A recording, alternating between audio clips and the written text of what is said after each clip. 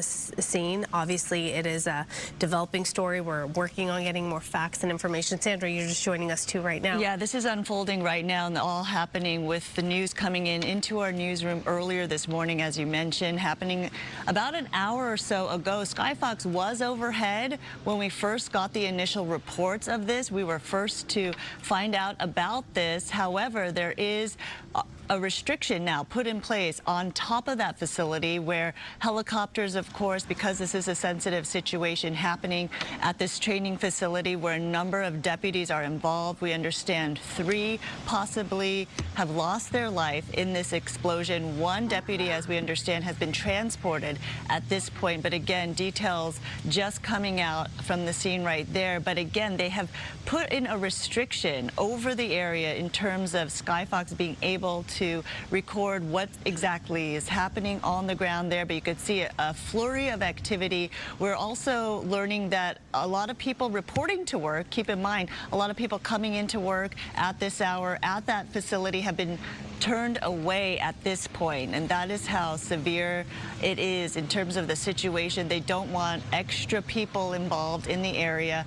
And we do have Stu right now overhead or along the scene. Stu, okay, Stu, what do you know right now? What can you show us? Well, I can't show you much of anything because we're on the ground at Van Nuys, but I can tell you what we saw earlier this morning. And also, again, want to be the most respect for any of the first responders. Of course, these are deputies. You know, they are here to help us, and they are here to protect us. And this is a tragic accident that happened out here at Biscaloo. I can tell you, you know, that we did see 3 tarps on the ground, and again, I can't say the confirming, but they usually, that's what they do when they cover bodies. We also know that this was at Biscaloo. It's a training facility out there off of Eastern in the Monterey Park area, and it appeared to be near the bomb squad area. And the fact that they brought in LAPD bomb squad, or they offered their assistance almost immediately, means that, you know, and the way they're treating that scene, I believe that whatever it was or whatever the incident was that happened there, it might not be, the danger might still be present. So that's one of the reasons why they're probably keeping the media at a distance. And, of course, they're, you know, trying to keep all the personnel at that area. Like you said, I heard you talking about it. They're telling people, do not come into work today, because that area might not be safe as of yet.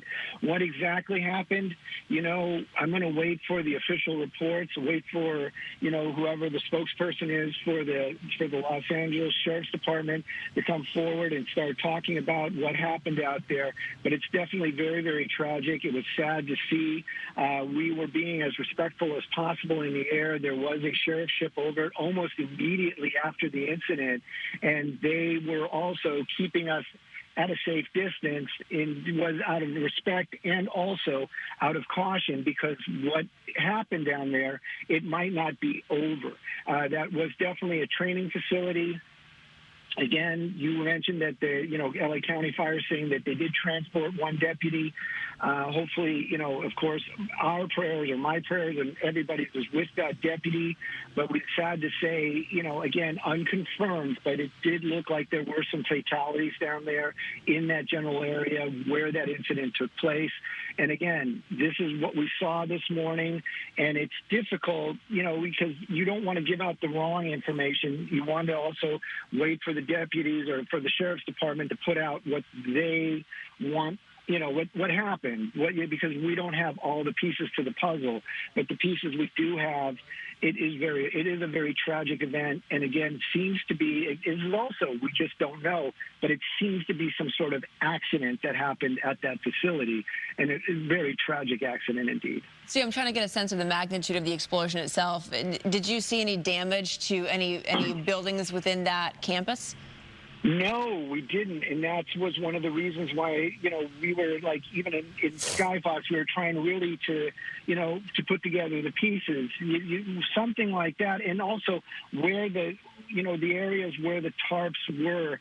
You know, again, this is all for the investigators and the sheriff's department. Not sure what honestly, we don't really know if it really even was an explosion, but it appears to have been. But again, there was no damage to the vehicles that we could see. There were no broken windows in the neighboring area. There was nothing there that we would see with a large explosion. And even the pilot, Chris, this morning, he made a comment, we don't see any smoke. And I said it, I go, an explosion could be a lot of things. It could be some sort of, compression explosion where there wasn't a fire, there wasn't an ignition point. But all of that, this is stuff that the Sheriff's Department, they're going to do their investigation. I'm sure they're going to get information out as soon as possible. But it is very, very tragic. And, we're waiting for the actual confirmation, but we did see what we believe to be 3 covered bodies down there, and one person, like you said, taken to the hospital.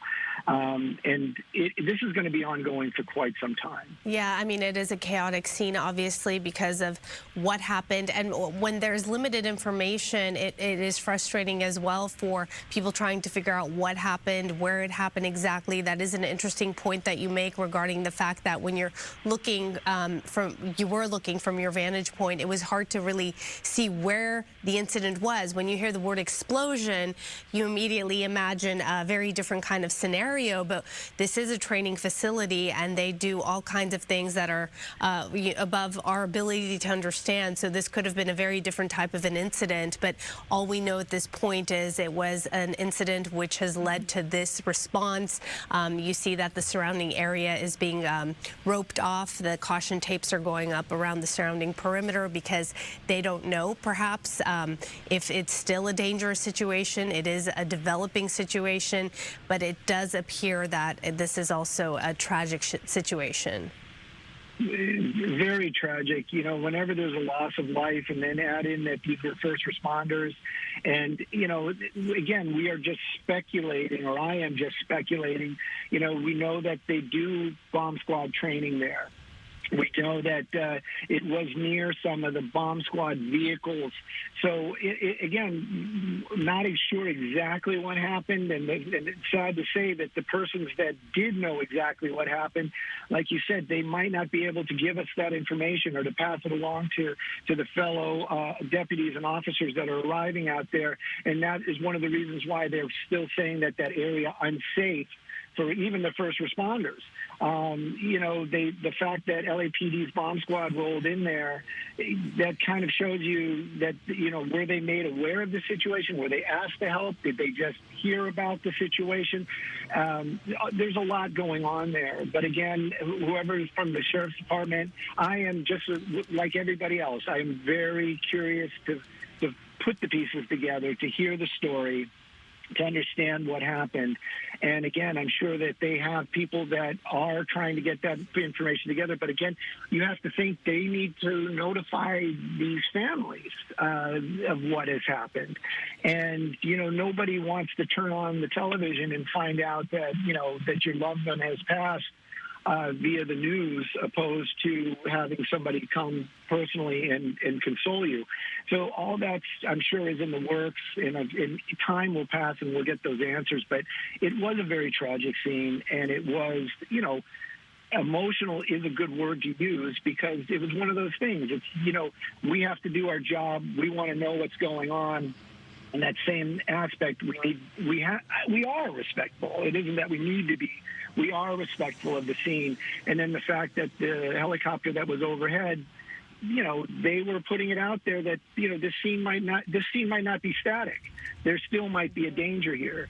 And so that it's just a very crazy situation that's going on down there right now. And it's going to be some time before we get those answers. And Stu, we are getting official confirmation now that there have been 3 LASD deputies that have been killed in this explosion. We're told that 1 has been transported to the hospital. This is all unfolding as you're seeing right now in East Los Angeles. Stu, you said that there were those 3 coverings. Can you tell me where those coverings, the bodies, were in relation to the campus? We're hearing reports that this explosion may have happened in or near one of the vehicles. Yeah, it's definitely over by the vehicles. There's no doubt about it. And again, I'm sure that I know we have the footage because I saw it.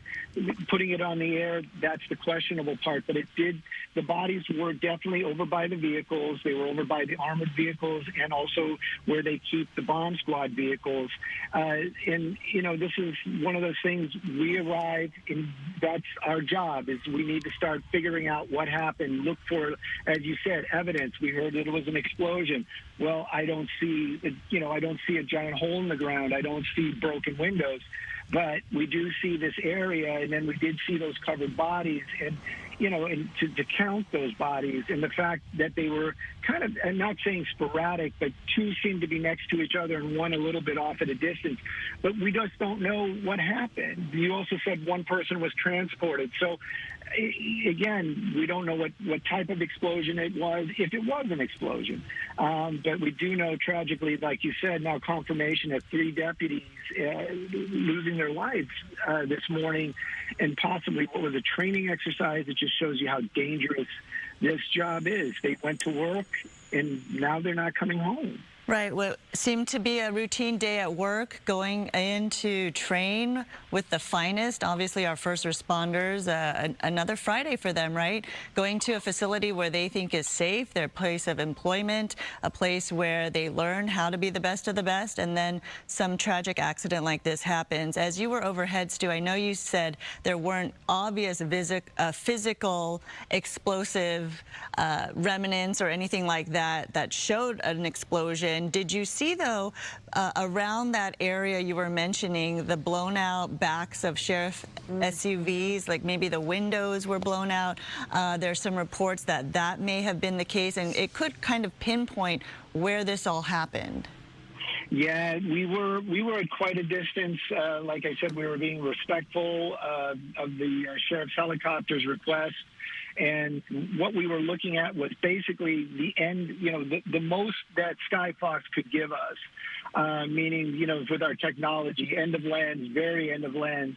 And we, like I said, sad to say, we could make out 3 covered bodies. And the next thing was look for evidence of where this happened. And we didn't. I didn't see anything down there. I'm not saying that there isn't, but I personally didn't see anything down there. But we also could tell by the way the crime scene or the area, like LA County Fire was still there. They still have an ambulance on scene. And you could see where they had their crime tape or the emergency tape, the caution tape set up. So you knew that was the area that was in question, where the incident happened, where the danger could possibly still be. And as far as, it's a giant parking lot area next to the training facility. And, yeah, they've got a lot to deal with down there this morning, and hopefully they'll be able to make that area safe and start that investigation that somebody's going to have to do down there. So then there are now reports coming in through the LA Times that a bomb squad was moving some explosives when the blast occurred, and that it did happen there was the windows of an SUV's cruiser were blown out by the explosion. And then I guess in that area there's a massive tarp that's covering that exact area where the blast happened. Yeah, so I know, I can vision the area that you're talking about. And like I said, by the time we got there, we were off at a distance. Looking into that area, I wish I would have seen that. It would have put some of the pieces to the puzzle together. At least we would have some physical evidence to understand what transpired there to cause this tragedy. But again, the only thing that, and now the confirmation is that we did see those 3 covered bodies this morning, and the area being still evacuated and first responders still arriving to the Biscayne Training Center. So this training facility is a training facility, obviously, for law enforcement personnel, and they do all kinds of programs there, learning how to shoot weapons, just public safety initiatives. They develop their skills and training at this facility. As far as just kind of the lay of the land, how close is it in proximity to homes or businesses? Because when you think of a training facility, you imagine that they have a good chunk of land dedicated to these types of programs, and there aren't many people exposed to this type of a thing. Oh, that area up there is a large county-owned property. As far as homes, the homes are very far away from anything anywhere close to that area. If you think about where the 710 and the 10 cross, it is basically, I call it the armpit of that area. It's like right in that location, and there's many county buildings. There's an old women's prison up there as well. That is a very large area that the county owns that uses for training, and there's also repair facilities up there for county fire trucks, sheriff's vehicles, and other. So it is a very, let's just say, it is a very, very large area. As far as the public being in any kind of danger, I would say that they are definitely not. They're, as far as homes go or people living nearby, I would venture to say that probably a mile, maybe more, from any of that area. But as far as what exactly happened, and then, of course, this, as you said, these are some of our finest being trained to be even better. To have that tragedy happen to them, now you have to have other experts go in there to make sure that the area is safe. And I think that is really what's on their minds right now as far as the first step is to make sure that area is safe before they can even start the investigation. And, of course, and the notifications, I'm sure that already is happening this morning for those families that are going to get that tragic news. And we understand the FBI is joining the probe, the investigation, as you mentioned, responding to the scene here, helping and facilitating all of this, first of all, to secure the area, to make sure it's safe for everybody, and also to figure out what exactly happened, what's wrong, what tragic event happened that took these 3 deputies' lives. And again, we were talking about the proximity to the public, but also other first responders and deputies perhaps coming into work. They are being told to stay away from the area, to leave so that this investigation could take place. Before we get to Mario Ramirez, we do know that the governor has been briefed on this. They released a statement saying that they are in touch with the LASD and, of course, probably getting involved in all of this as well. Well, let's go out to Mario right now, who is on the ground there at the scene. Mario.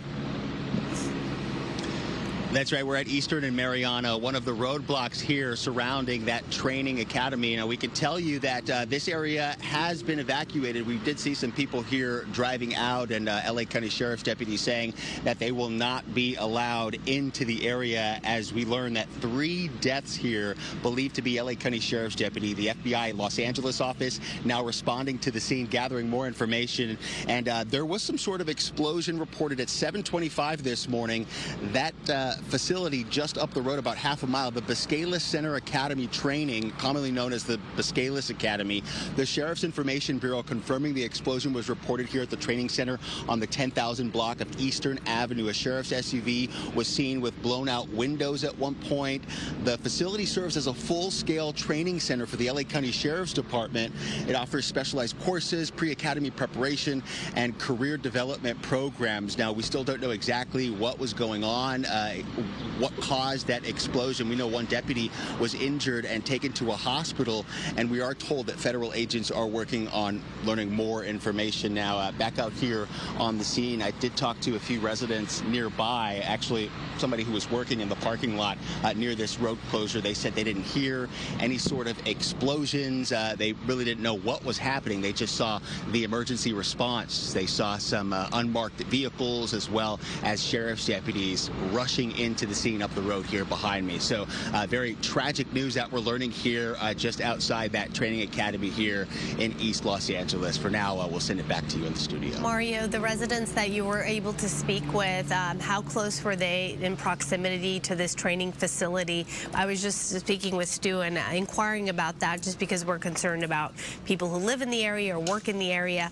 When you think of a training facility, obviously we're seeing the aerial shots here on our screen. It looks like a very big plot of land dedicated just for this training ground. Yeah, it's definitely a large facility here up the road, about half a mile, I would say, maybe a mile down. We've got groups of people out here that have been basically waiting for information. They say they didn't hear any sort of explosion. They didn't see any smoke or anything like that, but they were aware that this was happening, and they saw all of the road closures, the roadblocks, and again, that emergency response here after multiple injuries and now we're learning fatalities were reported here. Mario, what is the scene there like right now where you are? I know you're quite a bit away from where the actual incident occurred, but at this time they're keeping people away, obviously, because it's going to take some time to figure out what happened, what went wrong, gathering evidence, of course. But is there a sense of urgency? Is there any sense of, there may still be danger lingering? I'm assuming that may not be the case because we're seeing these deputies allow cars to go in and out of the facility. I guess people who need to go in and out of this area, otherwise avoid this area.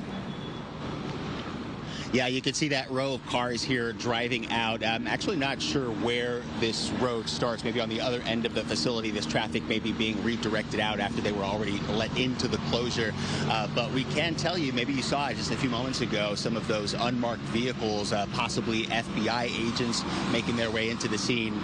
There's a guy out here. What's your name, sir? Michael Duran. Michael, I see you're out here standing by for more information. Do you work or live in the area? Actually, my wife works around the LAX area, and I was driving out, heard about what happened. I saw a lot of police coming this way. I was just heading back home, and I just wanted to check it out. And I'm guessing apparently like sheriffs died in some kind of explosion.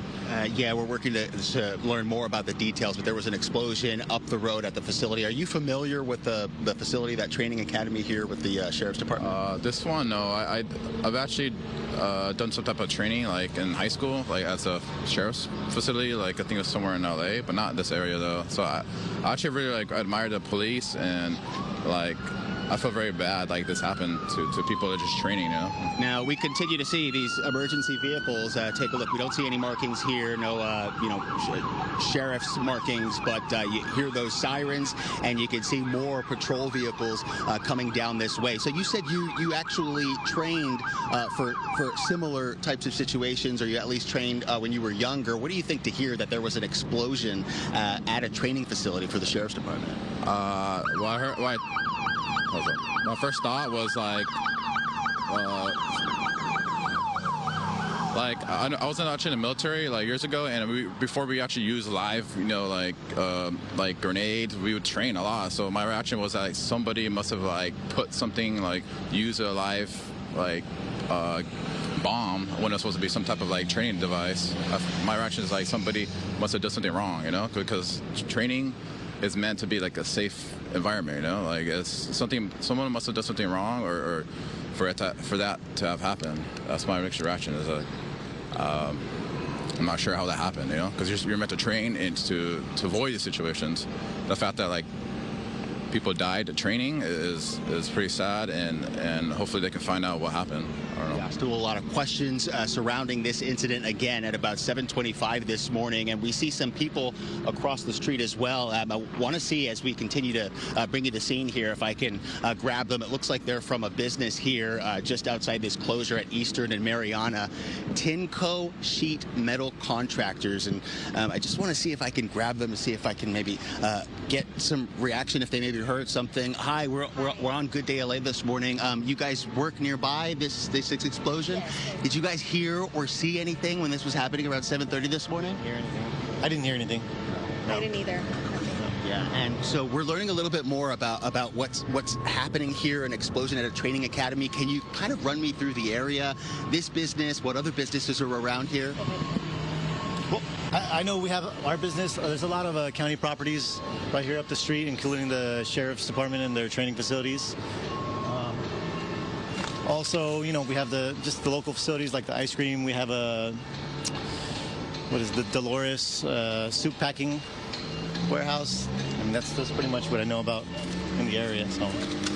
And you haven't heard any other information from neighboring businesses about whether or not they're closing or evacuating, anything like that? No, we haven't heard anything yet. And you all are open right now? We are. As of now, we are. We're going to wait for further direction from the deputies. You know, if they have any more information for us, they're going to let us know. Yeah. How close would you say this business is to the facility up the road? I know someone across the street said about half a mile. Yeah, less than a mile, half a mile. All right. Thank you guys for talking to us. So, again, this is Eastern and Mariana, one of multiple closures around the training center here where this all happened. And as you saw earlier, multiple black and whites as well as unmarked vehicles passing through this intersection, Sandra and Araxia. We'll send it back to you in the studio for now. Mario, thank you for that. As you gather more information, talking to perhaps any witnesses there or people on the ground, we are showing you an aerial look of the training facility we've been talking about, where an explosion unfortunately killed 3 LASD deputies. One has been transported. This all happening at 7:30 this morning. And we understand, according to Fox News, this was just a terrible accident. LA Times reporting that the bomb squad there at the training facility may have been moving some explosives when this blast occurred. Again, a lot of details coming out this morning, still very fluid in terms of what we can confirm and what's actual fact. We do know that Governor Gavin Newsom, the FBI, U.S. Attorney General, and the U.S. Attorney for the Central District, Bill Asaley, they all are aware of this. Federal agents are there responding to the scene, helping with this investigation and trying to determine not only what exactly happened, but to facilitate this in the aftermath. Again, this just happening at 7:30 this morning. Obviously, a lot of the employees at the center, the training facility, asked to leave the area so that the investigation can be conducted, as well as those employees reporting to work have been turned away. There is a large perimeter that's been put in place around the training facility so that people do not get in the way of obviously this very sensitive time right now. So this training facility is located adjacent to the 710 freeway. It is just south of the 10 freeway and the CSULA campus, which is in East LA. And this facility actually opened back in 2017. Right now we're seeing some statements that are being put out. Statements, for example, by Attorney General Pam Bondi and federal agents who are there on the ground right now on the scene, saying, I just spoke to the U.S. Attorney and it appears to be a horrific incident that killed at least 3 law enforcement training facility there in Los Angeles. This is according to Attorney General Pam Bondi. Our federal agents are at the scene and we are working to learn more. Please pray for the families of the sheriff's deputies who were killed. The office of Governor Gavin Newsom has been briefed on the situation and is offering full assistance in response to this. Obviously, this is just developing and we're trying to get more information, but it appears that there is no immediate danger to the surrounding area. This is why we're able to get as close as we are. It looks like there is some traffic flowing within the surrounding area. There are no homes. There are businesses, as you saw Mario speaking to some business owners there. But many of them, it seems, didn't even hear anything or feel anything when this happened just before 7:30 this morning. Let's see, we're also getting a statement right now from LA County Board of Supervisors, Catherine Barger, who is monitoring the situation, saying, I'm heartbroken to hear of the terrible tragedy that has unfolded today at an LA County Sheriff's Department facility. I'm closely tracking the situation as we learn more about what occurred and the condition of those impacted. My heart is heavy and my thoughts are with the brave men and women of the Sheriff's Department during this difficult time.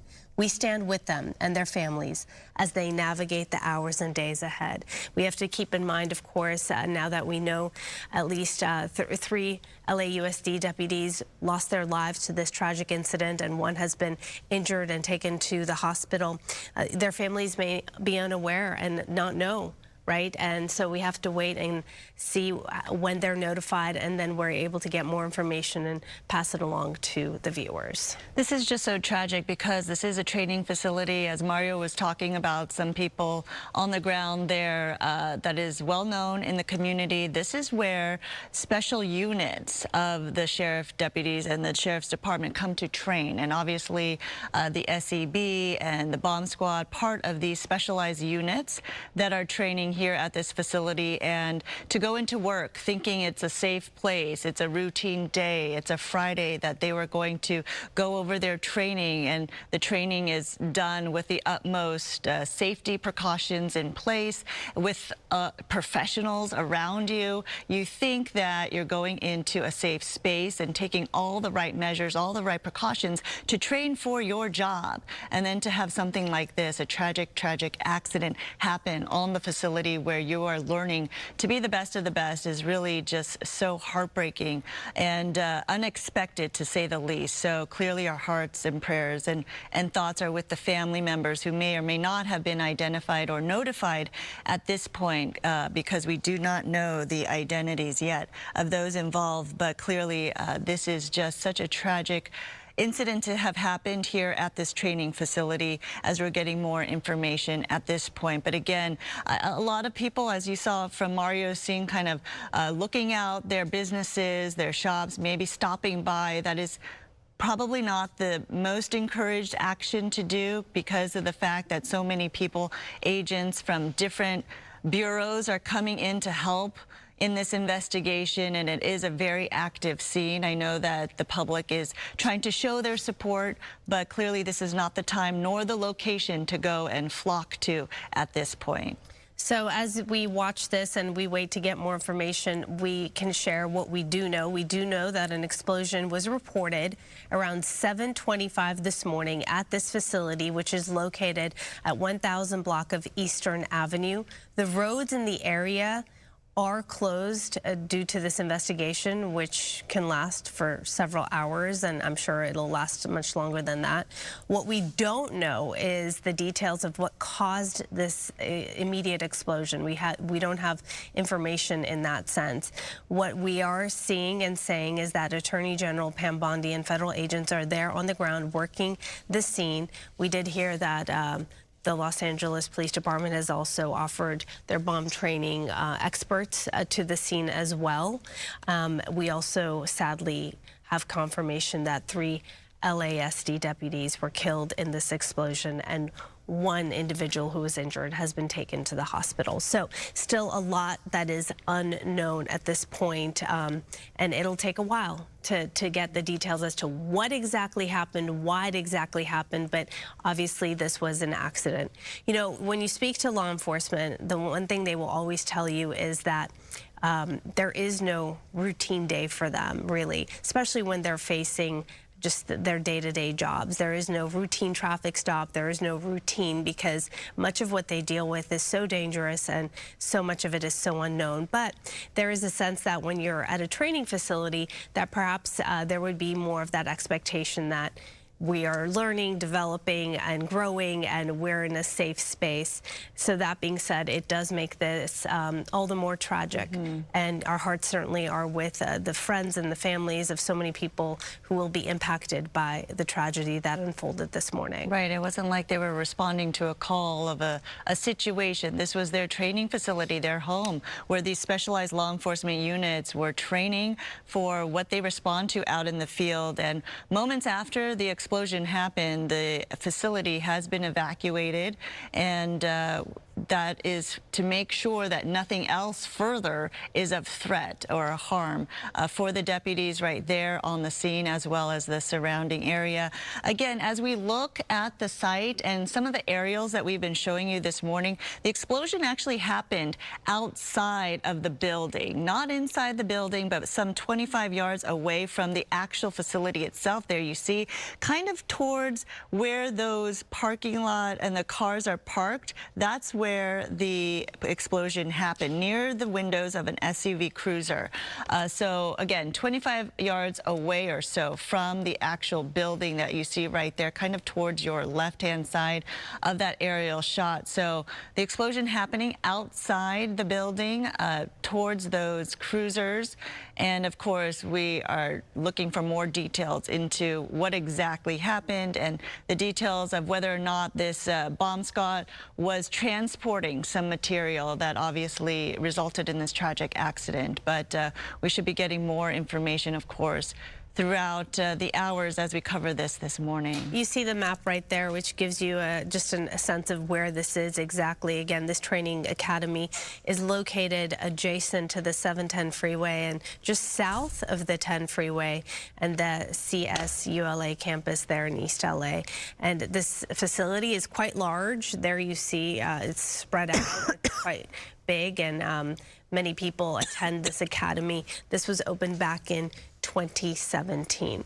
As we wait to get some more information and perhaps speak to others, maybe we can, is it possible to check back in with Mario? This is a live look, obviously, from the ground from our photographer. We're a great distance away because they want to keep people out of the area as they continue the investigation. But if Mario is able to join us, we can see what else he is finding and learning. Oh, there he is. Hi, Mario. So I know you're still trying to get people to speak with. Some of the business owners you spoke with, which we heard from, say they didn't hear anything, which is interesting because when we think of an explosion, we imagine that it would look a certain way and sound a certain way, right? Yeah, exactly. And that was word from the employees inside a company called Tinco Sheet Metal Contractors. And they do add that it was loud inside, and that may be why no one inside the building heard that explosion.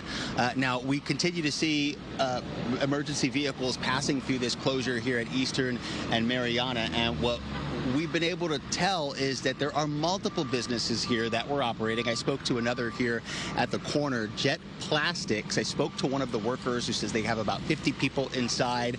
The man I spoke to says he didn't hear or see any type of explosion, but he definitely heard about it in the moments after and heard those emergency vehicles moving into the area. So again, this was around 7:25 this morning is when that explosion was reported at the Biscayla Center Academy training, commonly known as the Biscayla Academy. And we've been looking at this road closure here, which is about a half a mile down from that facility. The Sheriff's Information Bureau confirming that the explosion was reported this morning on the 10,000 block of Eastern Avenue. And earlier we saw a sheriff's SUV on the scene with blown out windows at one point.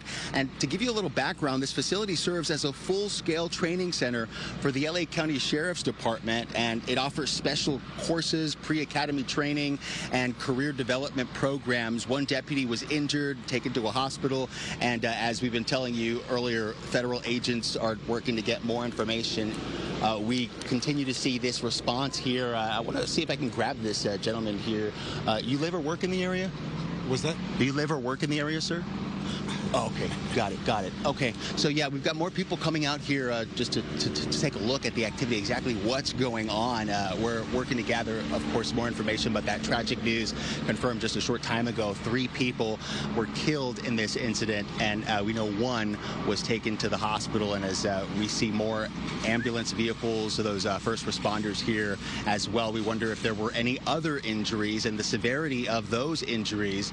But yeah, what appears to be a horrific accident here at this East LA Trading Center early this morning. I know they put up a perimeter, Mario, so you're some ways away from where it actually happened. So obviously they need that space and time for this investigation to be conducted. Thank you, Mario, for that. And as we look at aerial view, just to show you how big this facility is and the academy is right there, this explosion taking place just outside one of those buildings. As Mario's mentioning, a lot of people didn't hear an explosion or see anything. We are getting some updates from people in and around the area. I got a message from somebody who was at Cal State LA, which is just half a mile away from that training facility. When this explosion happened, they didn't hear or see anything at that point. Again, just half a mile away. So when you think of explosions, as you were mentioning, Aroxia, you think of something that is very notable and significant, but clearly the proximity of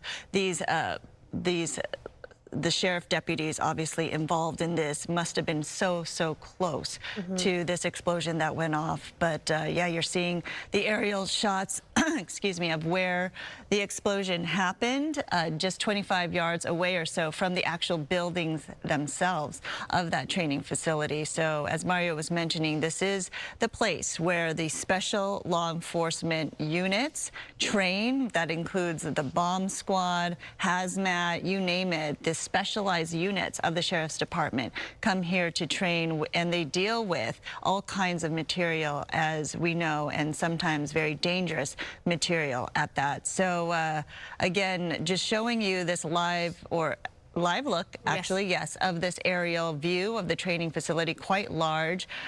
Perched up on top right there of that hill, and the surrounding neighborhood not in jeopardy, not in danger, never has been in danger for this incident. So that is certainly the good thing, that hopefully they have maintained a measure of safety, because I know right after the explosion they evacuated the building to make sure that no other hazardous material or any other types of explosives were in the way. Stu, you're up in Skyfox now with the crew. We appreciate you giving us this look right here, because it gives us a better sense of what we are dealing with and looking at. So if we can widen out, show just how large this training facility is. And then I don't know if you're able to, but maybe you could also show us where Mario and his photographer are, just so we get a sense of how close they are, how close people can be. There on your screen, you see the aerial shots of Skyfox on the bigger monitor on the right-hand side. On the smaller side, on the left-hand side, that is our camera there where Mario is located. We're just getting an idea of where exactly this is. And again, the best news perhaps to come out of this is that no one else is in danger at this time as far as homes or surrounding businesses. Well, definitely give you an aerial tour and get you as much information as you can. I'm not exactly sure where Mario is on the ground down there, but this is the actual area where that explosion happened. I'm being very, very careful not to show those covered bodies and what was going on, but I can tell you that that fire truck is very close to the location where that explosion happened. It's actually behind those white tarps right there. You were asking about the wider, let's do an aerial view of what's going on. That's actually going to be the Sheriff's landing pad. Air Rescue 5 lands there for training, and also their A-Star helicopters that do patrol. All of that area, that's what I was trying to explain to you earlier on, is owned by LA County, and this is the area that they use for training. I mentioned that there's an area nearby where they do the repairs of all of their fire trucks, other county vehicles, and then of course the Sheriff's Department. That is this area right here. As I get a little bit wider, I can show you right there. That's going to be the 710 freeway. So this is going to be very close to, like I said, where the 710 and the 10 freeway meet. It's up on a hillside, and then you also have other buildings in the area as well. This is actually the area that back in the day when I started news in the 90s, this wasn't SEB. SEB was actually closer to the 10 freeway that you see on the top of the screen right there. If you kind of look right through those buildings and you see some neighborhoods, that's going to be right, it's east, this is actually East LA Monterey Park. There's a dividing line. Don't know exactly where it is, but my machines up here tell me that this is Monterey Park on this side of the hill. But this gives you an idea where that explosion happened. And of course, when they do this planning, when they're coming up with ideas, where are we going to do explosive training?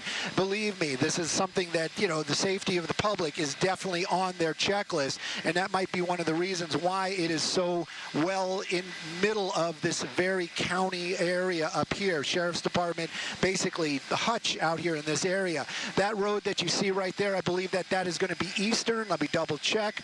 Actually, they've just called it's called Sheriff Road is actually what it's called. It doesn't actually have a name, but so this is going to be a road that is exclusively just gets you into this training area. LA County Fire, this is going to be their training facility up there. So you have an idea that the public is, you know, of course they're always welcome out here, but they are far from this area, and primarily is for safety.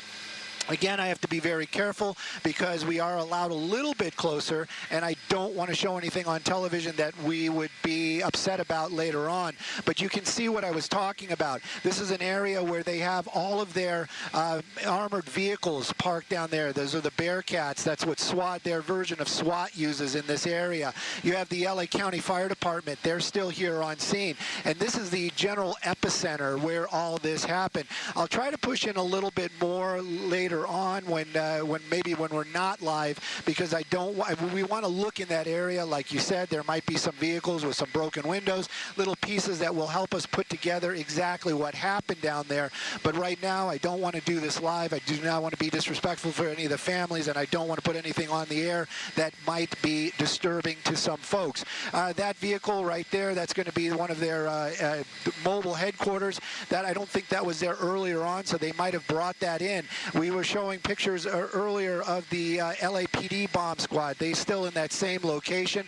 You can see a couple of their vehicles right there. The deputies that are in this area right now, this is going to be treated just like any other crime scene. So anybody that's non-essential, they probably have asked to leave. They've told, like you said, they've closed the facility down for the daily routine.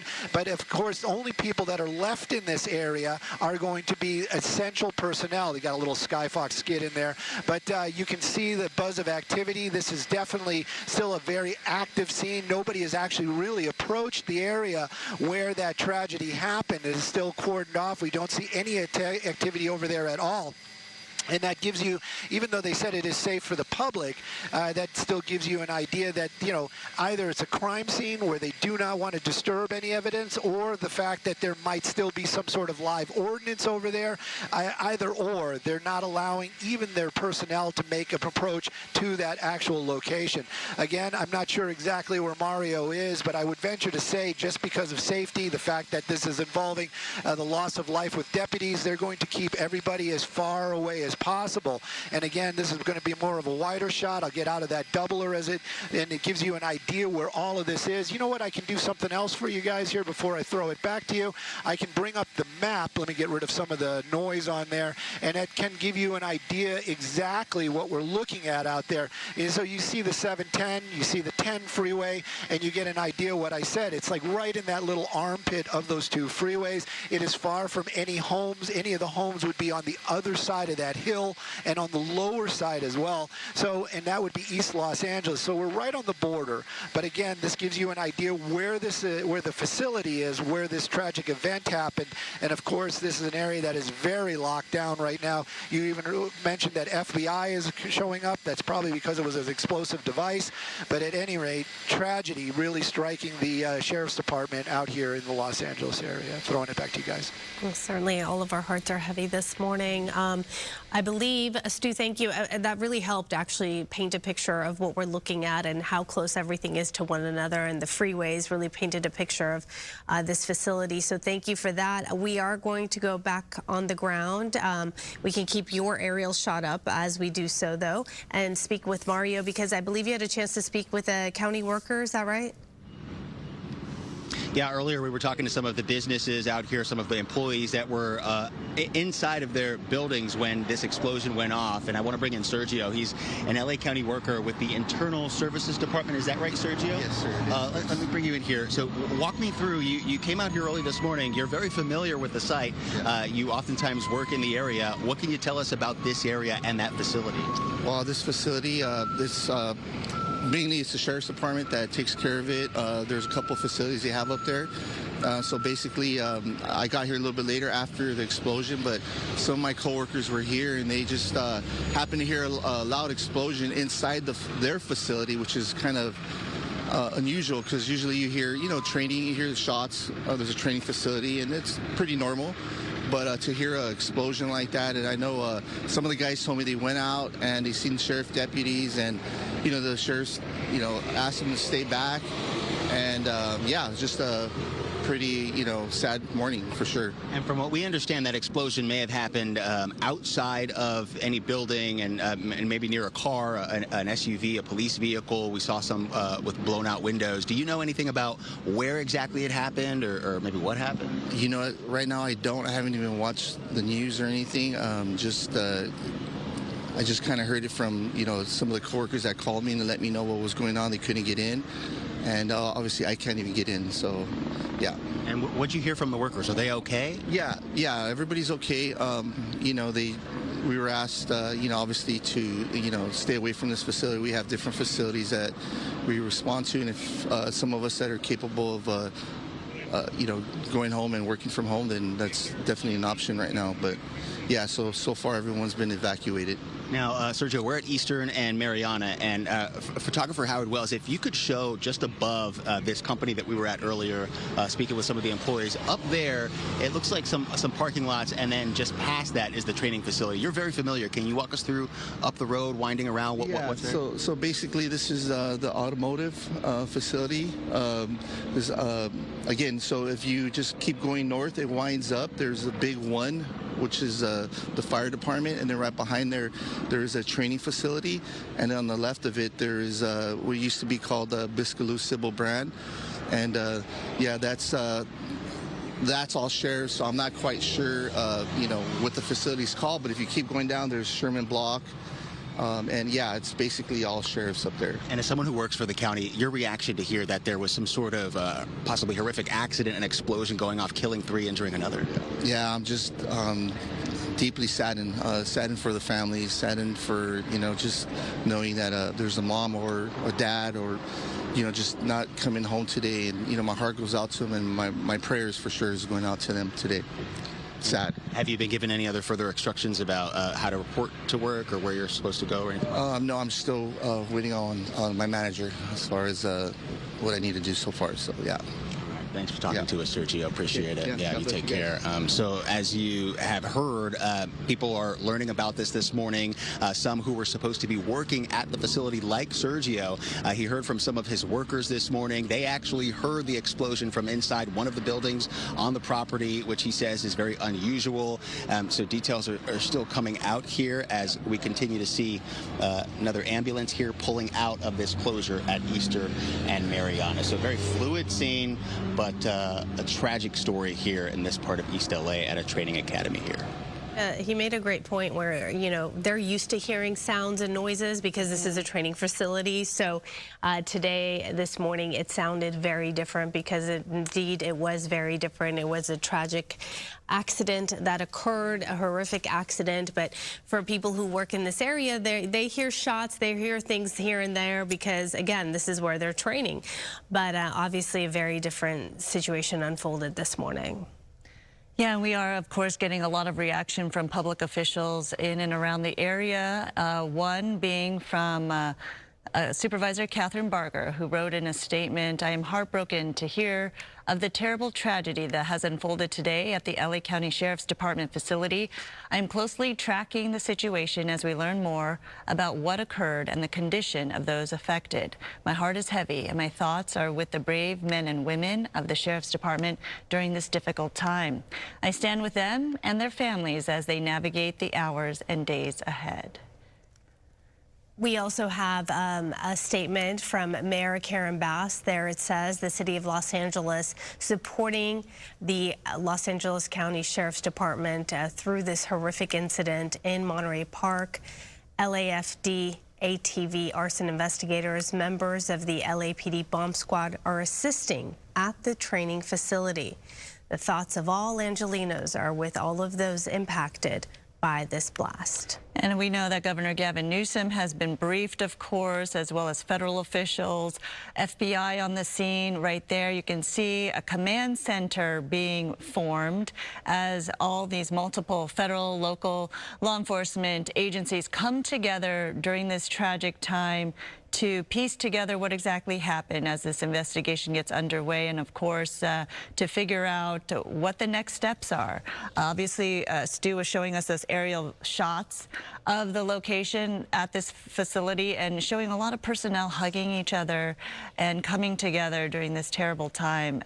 Obviously, a lot of people just finding out about the news, perhaps just in the moments right now. So obviously this is very, very difficult for the whole department as well as their law enforcement brothers and sisters in surrounding agencies. The LAFD is saying that this now is going to be investigated as a preliminary training accident, which, you know, is just adds even more so to the heartbreak. We saw some images while Mario was speaking with that gentleman from Skyfox, where we saw a number of sheriff's deputies embracing, coming together, sharing information, and it was heartbreaking to see that, because we know that this is a brotherhood, a sisterhood, a family. So when one thing happens to one deputy, it really happens to the entire department and to the community. So certainly our hearts are heavy and with the community this morning. And we're also working to get more information. It's going to take some time, so it adds a little bit to the anxiety and to the frustration naturally. Yeah, naturally after something like this happens, where there are a number of fatalities at a training center, which is clearly supposed to be kind of a safe haven, right, for law enforcement that train and learn how to deal with dangerous explosives and dangerous materials and learn how to do their jobs. This was not responding to the scene of some kind of accident or any situation. Obviously, as the weeks and months and years go, they're going to try to figure out how to prevent something like this from happening. If there is anything that could have been done that could have prevented these lives being lost. So certainly this is just the beginning in terms of the investigation and what's to come from this terrible, terrible accident that happened at around 7:30 this morning. So Stu, up in Skyfox there with the monitor on your right-hand side, you will see he's giving us perspective of just what we're looking at. In fact, why don't you talk about what exactly we're looking at right there, Stu? Well, I'm trying to move Skyfox a little bit to the right. I'm sure the pilot is busy talking with other aircraft in the area. There we go. So this is one of the areas that's very, very sensitive for us to show, because I do not want to show those covered bodies. That right there, LAPD bomb squad, I believe. Do not quote me, but definitely a bomb squad personnel in that heavy bomb squad suit that you have seen like in movies and also in other situations, making the first person making an approach to the area where that explosion happened. I'm confident that this area we can show you, because from our angle you cannot see where those bodies are, but you can see the movement that possibly could be a lot because of the suit, but also because they still do not know exactly what happened out there, and they do not know if the danger is passed. But this is the area definitely you can, maybe you can, maybe you can't, because they're still holding us off at a very far distance. But this is an area where they have the hazmat vehicles, and then of course these vehicles that I'm showing you at the very top of the screen, they all kind of look like box trucks, like moving vans. Those are actually going to be the sheriff's bomb squad vehicles. So they were in that area doing whatever they were doing this morning when that tragedy struck. That device ignited, and it took the life of those 3 deputies.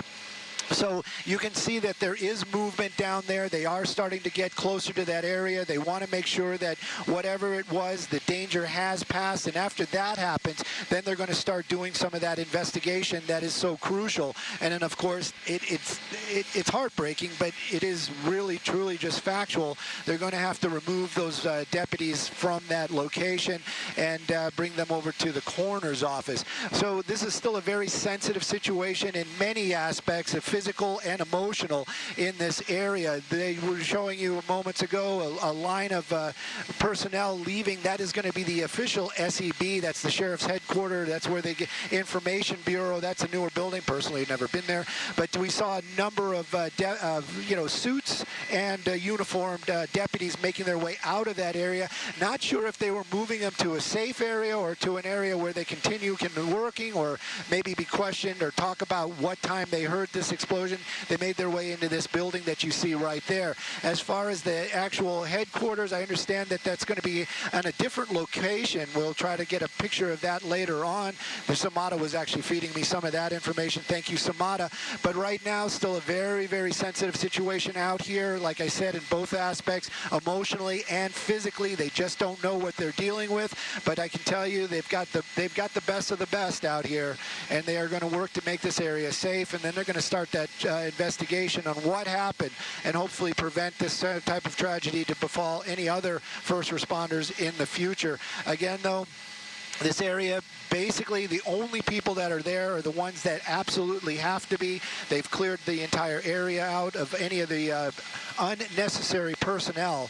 And again, the spot that I'm showing you, it happened right on the other side of that box van that you see partially covered by that pop-up. And it's very tragic, and we still haven't seen the broken windows or any other evidence of that explosion. Maybe we'll be able to show it later, maybe not. But right now, it's still a very sensitive spot. And of course, our hearts go out to the families. And of course, the family of the Sheriff's Department, losing 3 of their own today out here in the Biscaloo Training Center. Sending it back to you. Stu, the image of the individual in it looked like a heavy suit, walking across the parking lot there, which we had just a few moments ago. That was the first time I saw someone in that vicinity. Is that the case? Because I hadn't seen anyone else approach this area. Yes. So obviously they were heavily protected as they cautiously made their way over to exactly where this took place. Definitely, and that is probably the very, very first person, and that's one of the reasons they are in that suit. If this, whatever happened to those 3 deputies, if there is more of that or the danger has not passed, that's one of the reasons why he's in that blast suit. And again, made his way, like I said, into the area that I cannot and probably would not show, even if I could, is behind that vehicle right there, because that is the area where those 3 deputies that passed are laying and are covered.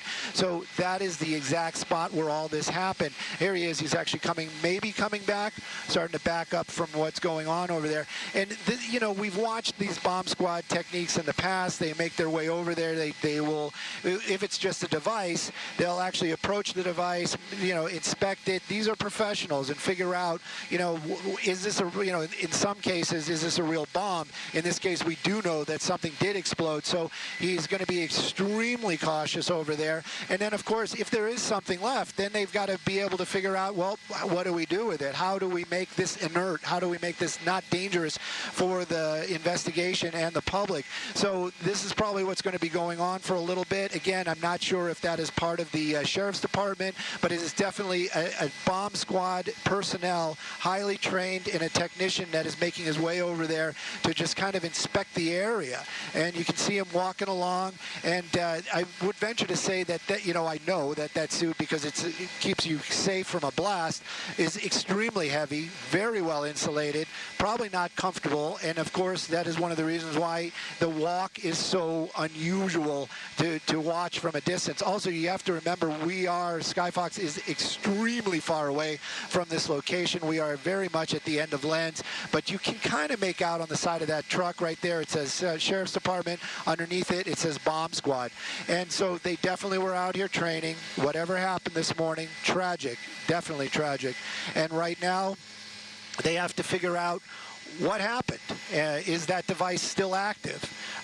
Do they have to deactivate that device? And how are they going to do that? It clearly took the life of 3 deputies. So if there's something still there, they're going to have to deal with that as well. But still very tense moments out here. And like you said, that is probably the first personnel after the first responders, meaning the fire department and or any of the deputies that arrived out there to render first aid to the fallen.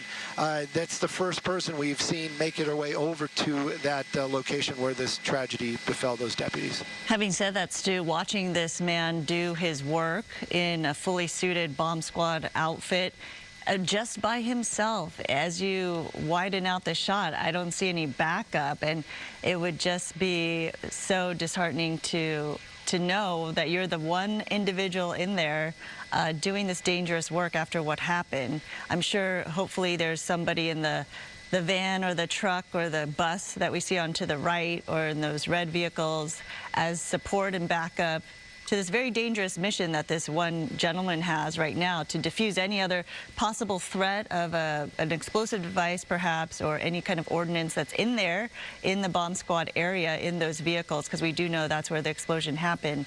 But it is just so eerie to watch this one individual doing this work. Definitely, and I would use the word brave. I've got to get in a wider shot right now because one of the deputies' covered bodies is in that shot. But definitely the word brave is the word that I would use to describe it, because again, a lot of times they go into these situations where they don't know, or it is a suspected device, and clearly, you know, they go in, they're still being brave. But this person making their way into an area where something did explode, did take the life of possible other fellow law enforcement that he may or may not know. And so yeah, this is definitely a very trying moments for that one individual. And of course, if something should happen, right now you've got first responders, you have the fire department right there, there's an ambulance very, very close by, other bomb techs in the area. So but I am, as long as probably with everybody else, are very hopeful, and prayers and positive energy being sent to this location that nothing will happen. But again, it must be very tense moments. And like you said, what could possibly be going through that deputy's mind or officer's mind right now, we can only venture to guess, but definitely a very brave individual working with the bomb squad this morning, making his way over there to get an idea what happened that took the lives of 3 other deputies, and what might need to be done to make that area safe for other deputies to make their way in to start the process. You know, I keep thinking and wondering how many people were involved in this specific training exercise that took place, because we do know that 3 lost their lives and 1 was severely injured. We don't know the extent of the injuries, even that one person was transported. As we watch that individual slowly, you see how slowly he's backing away, not just out of caution, but also, Stu, you pointed out the fact that this is not a light jacket or not a light suit, whatever it is that this individual's wearing is rather heavy for their own protection, so it makes it a little bit harder to move. There's obviously some kind of tactical need to move in this certain situation the way that he or she is moving.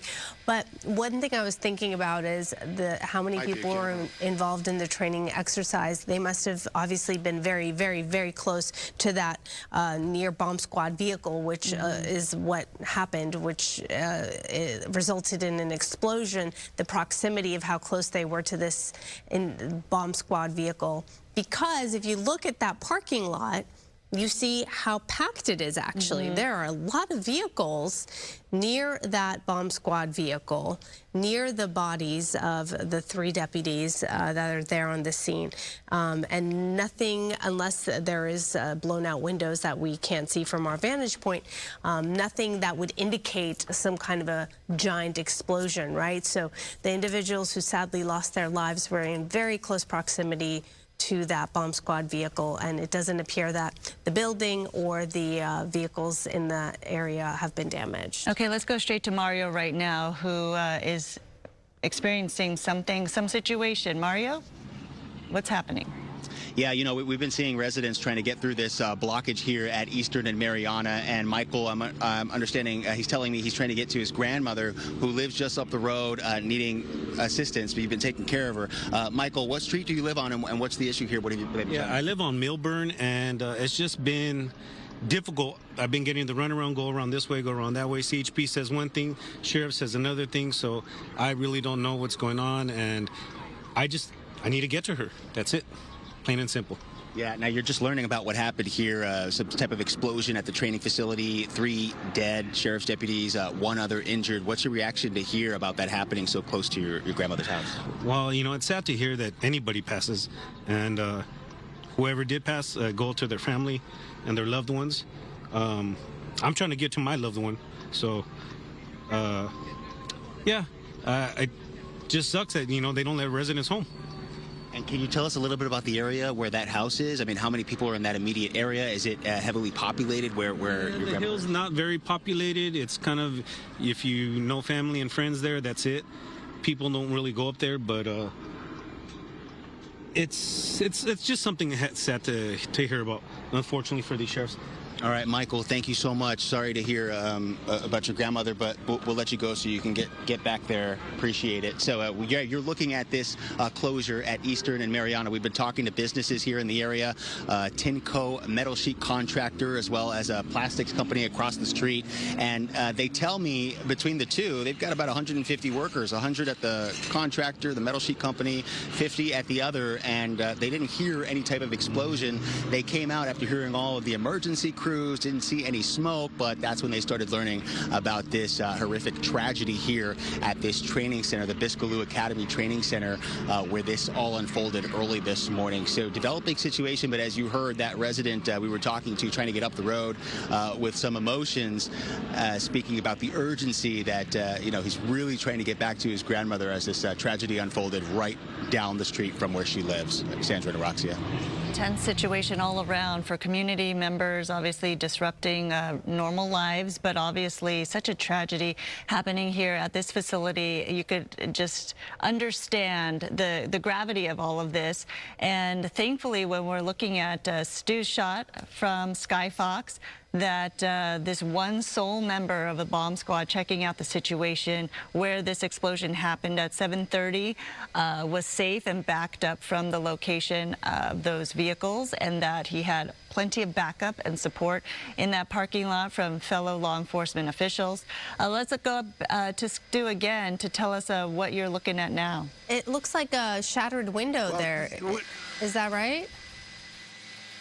That is exactly what it is. We were hearing reports that there was an SUV nearby, and a deputy's SUV with a busted window, and that is it. Now, I got to be very careful with these shots because, like I said, I do not want to show anything that we don't want to show, and where we are, we can. So the incident happened somewhere in the center of that screen, of the shot right there, and so this was near that blast area. That bomb squad tech that we saw making his way out, walking over here, he's going to start passing along the information on what he saw. And one of those things is, again, with the bomb squad, they are very secretive about what they do, how they train, and what they actually are doing when they're out there. I don't think I'm telling any tales out of school, but when he was walking around like that and doing those side steps, there's a good possibility they were taking photos so that they could put together a 360 view and kind of look at it later on, before they make their way in there. Like right now, probably downloading those photos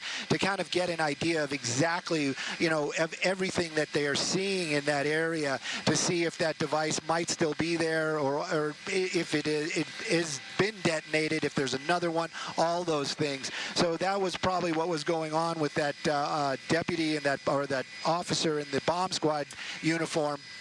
Again, though, he did make his way out safely, and he went over in this area right here.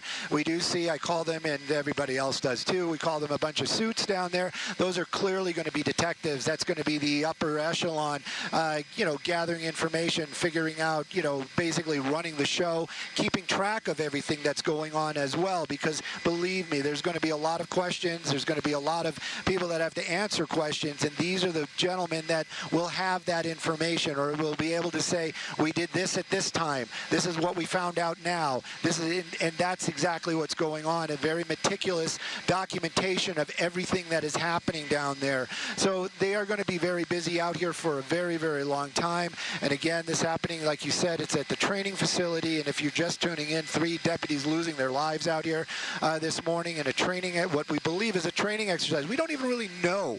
There might have just been something going on near the bomb squad truck, and this tragic event happened.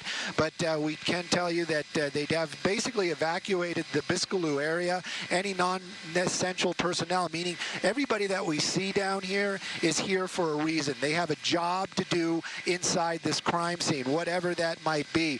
You see smaller command posts right there. You can see some of the deputies working behind one of the vehicles. And again, they have a lot of evidence that they have to go through. They have a lot of things that they have to look at right now to make their way into that area to safely start that investigation by those vehicles. And then, of course, the tragic, the sad fact that they have to retrieve the bodies of those 3 deputies. And this is a very, very heartfelt for everybody involved down there. And I can tell you that they're going to be very meticulous. Sending it back to you. Absolutely, Stu. All right, let's go to Gina Silva, who's live on the phone right now with more information. Gina? Yes, good morning, everyone. I received a call early this morning from a source who told me that the 3 deputies had been killed in an explosion at the LA County Sheriff's Department training facility, and I was told it happened around 7:30. Understandably, everyone is absolutely devastated. These were law enforcement professionals who were working in one of the most dangerous units, handling explosives as part of their regular training. And it's just absolutely shocking that it happened at a facility that's supposed to be highly controlled. Obviously, that just adds to the mystery of what went wrong. Now, I've been told that the Sheriff's Department is working right now with federal agencies, FBI, ATF, Homeland Security, to figure out exactly what happened, what went wrong. From what I understand, it happened during the movement or handling of materials. So they were moving from one place to another, and that's possibly when it exploded and the 3 deputies were killed. I mean, it's just a very tragic day for the department and for the law enforcement community in Los Angeles. As you know, it's a very tight-knit community, and the people that work for this unit, I mean, they're veterans. They've been around for a long time. They're seasoned. At the very minimum, they have 5 to 7 years of patrol and field duty before they can make it onto a unit like this. So they are experienced. And the fact that this happened, it's just shocking to the public. It's shocking even to law enforcement. So what exactly happened, no one knows. But I can tell you that the department is grieving, and everyone's just really sad. Gina, do you know from your sources and the people you've talked to, how many deputies, bomb techs were involved in this operation? Because we do know of the 3 fatalities, tragically, and 1 other person injured. But in terms of when they do something like this, transport a hazardous bomb, how many people are involved in an operation like this? Are there any backups? What was the situation as it was playing out? Do you know any of that? No, I don't. I just have the information that I just provided. I was just told that 3 deputies who were involved in the movement of the materials were the ones that were killed, and another person was transported to the hospital. Originally, I was given a higher number, but then I was told that was incorrect, that it was just the 3 and the 1 person taken to the hospital. I don't know exactly how many people are involved in this kind of situation, but it doesn't sound like they were actually doing any training at the time. It sounds like they were just moving materials from one place to another, and that's when they went off. Yeah, it is Of course, all of this is going to be investigated. Everything is fluid. I mean, these are, sources that are giving this information, but everything could change, as you know. They'll be holding a news conference shortly, hopefully, to shed light on exactly what they think went wrong. Yeah, it's going to take some time, and I know as far as family members and friends, they need to be notified, and the Sheriff's Department needs to notify all of their personnel, and the community, of course, has anxiety, but they can be rest assured that doesn't seem as though there's any danger to the surrounding areas, so that is not something that anyone needs to be worried about. At this point, it's just a tragedy, and getting more information is going to take some time, so we just have to be patient for that. It does take time to get all of the facts in order. Yes, absolutely. Gina, thank you. Appreciate you joining us over the phone. Nice talking to you. It's been a while since we had you on the show. Sadly, it's due to tragic circumstance. As we have our next guest join us over Zoom here, I would just like to set the scene because it is 10:01 right now, right here on Good Day LA. An explosion at Los Angeles County Sheriff's Department training facility has taken the lives of 3 deputies. 1 person has been transported to the hospital. This happened at a training facility, the Biscaynes Academy Center training facility in East Los Angeles. This is near the 710 and 10 freeway where they meet there on a hillside. This explosion occurred near a bomb squad vehicle. We don't know the details of how many individuals were taking part in this training facility and what exactly happened. Possibly they were handling some kind of explosive device. That image right there that you're seeing, that is actually where it happened. We're being very careful up in Skyfox not to show the bodies of those individuals who are still there on the scene. So it is a tough news morning, definitely, that's for sure. Right now, we'd like to welcome national security expert Hal Kempfer with us. He is joining us over Zoom. Sir, thank you so much for being with us. Please react to what you're seeing and the information we have so far. Well, I've worked with LA County sheriffs going back over 3 decades, and I've actually been up to that facility more than once. The former commander there was a good friend of mine, and it's just a horrific thing to see. Obviously the sheriffs across the the current, the retired workforce, everybody is just a bit really in shock. SEB, Special Enforcement Bureau, they are probably one of the best trained, most professional special operations law enforcement organizations in the country and the world.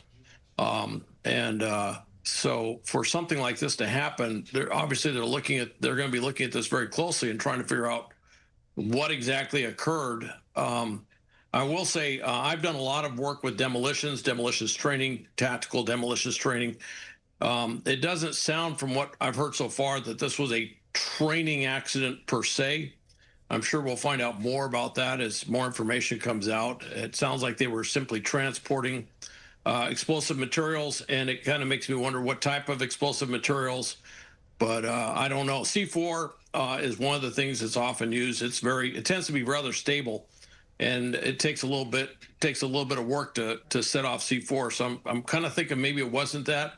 Might have been something else. A variety of possibilities come to mind. But we'll find out. And the fact that there were 4 deputies that were, in the area, 3 of them tragically lost their lives. 1, is in the hospital. It just tells me that that probably they were transporting or storing something, and something just went horribly wrong. And frankly, things do go wrong with demolitions. You take a lot of precautions and everything, but it's dangerous work, dangerous training, dangerous business. And sometimes accidents do occur. Yeah, absolutely. A very tragic accident this morning. Hal, do you know, with all your expertise, when they are transporting something like this, because as we understand, this was a transport of a hazardous explosive, as we know right now, how many people are involved in a situation like this? Because there are protocols that have to be followed when transporting this type of material, whether it's C4 or something else. They kind of assess that right before handling the material. It could be anything. And then is there backup? Are there safety measures? What can you tell us in terms of the protocol? Well, I don't know specifically if they have a hard rule on how many people have to be there. It would make sense that you'd have a driver and an assistant driver in a vehicle moving this, but because it is dangerous explosives, there may have been a couple of other deputies assigned to provide security in case anything happened along the way. And that might explain why you have 4 deputies involved. A driver, an assistant driver, and that's for safety things. The driver sees things, but the assistant driver is an extra pair of eyes. And obviously with something like, if you're moving a load like this, you absolutely want to be extremely cautious about what you're doing. So you need that extra set of eyes. But then, of course, if anybody from the outside had knowledge that this was a load of explosives being moved, obviously that would make it a potential target for pilferage or worse. So you'd probably want some security with you as well. On the other hand, it could have been that they were moving to a range or something like that, or moving to another facility, and it just happened that there were 4 deputies total because of whatever they were planning to do. And that sounds like a potential team that could be used for training or something like that. So there's just a lot of different possibilities as to why there were 4 deputies there. I don't recall, and I have to tell you, I just don't know what the specific protocols are for the amount of explosives that they're moving. I think it really depends on the amount of explosives they're moving. if you're moving, a few flashbangs, you're not going to have, 4 deputies needed for that. But if you're moving a larger load of explosives, and it could be explosives that were tied to evidence.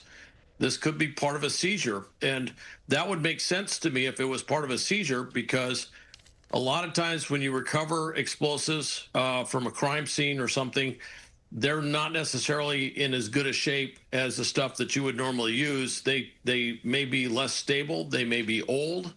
There may be a lot of problems. So it could have been an evidence thing as well.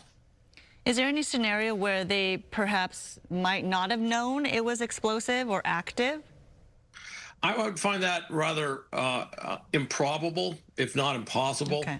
SCB, they know what they do, and the idea that there would be explosives in the vehicle or in or around the vehicle that they would know about seems unusual. Now, if, and this is really improbable, but, if this was something where they were, someone had secretly planted explosives, that would be a different situation. But I haven't heard anything even close to that. It sounds like they were just simply moving, explosive material, and it sounds like a tragic accident. I haven't heard anything. It sounds like they pretty much ruled out anything nefarious with this. Right. I haven't heard anything like that. So that's all I can think is they were moving explosive material and something went horribly wrong. And by the way, things just sometimes go horribly wrong with explosive materials. There's all sorts of things that can happen that would accidentally set it off. There was a Marine that I worked with in a special operations unit, and the manufacturer had messed up had messed up some flashbangs. So instead of pulling the fuse and having a few seconds, it literally went off in his hand, and he almost lost his hand. And things like that can happen due to no fault of the tactical personnel involved. Sometimes there's a problem with the explosives. Sometimes there may be a manufacturer defect. There's a lot of different possibilities that come to mind. Yeah, that's actually a really important point that you make, because sometimes, no matter the level of training and the safety precautions that take place when dealing with things like an explosive, it is risky, it's unpredictable. There's no way to guarantee it's going to be safe. Well, you take a lot of precautions. Trust me, there are things you do. There are long lists of procedures, checklists, if you will, to make sure that you take everything into account, how you store it, how it's placed in the vehicle, everything around it. All of this is a checklist thing. And I'm sure that when they're investigating, they're going to find out. And it sometimes happens. Sometimes, inadvertently, they will forget to do something on the checklist. Sometimes something could get added to the load that they hadn't quite accounted for that could cause some sort of transient spark or something like that, something that could possibly set it off.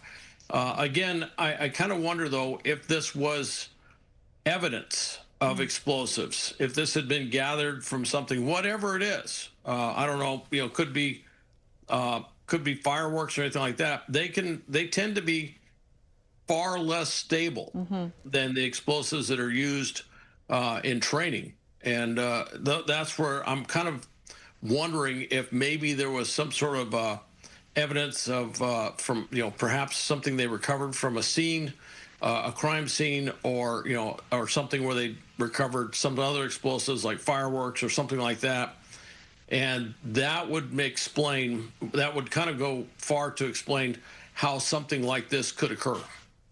Talk about the unit itself, these bomb techs who work day in and day out with each other. We saw one lone bomb tech approaching the scene of detonation to investigate what exactly happened this morning, and it's so eerie to see, but at the same time, you're trusting each other with your life.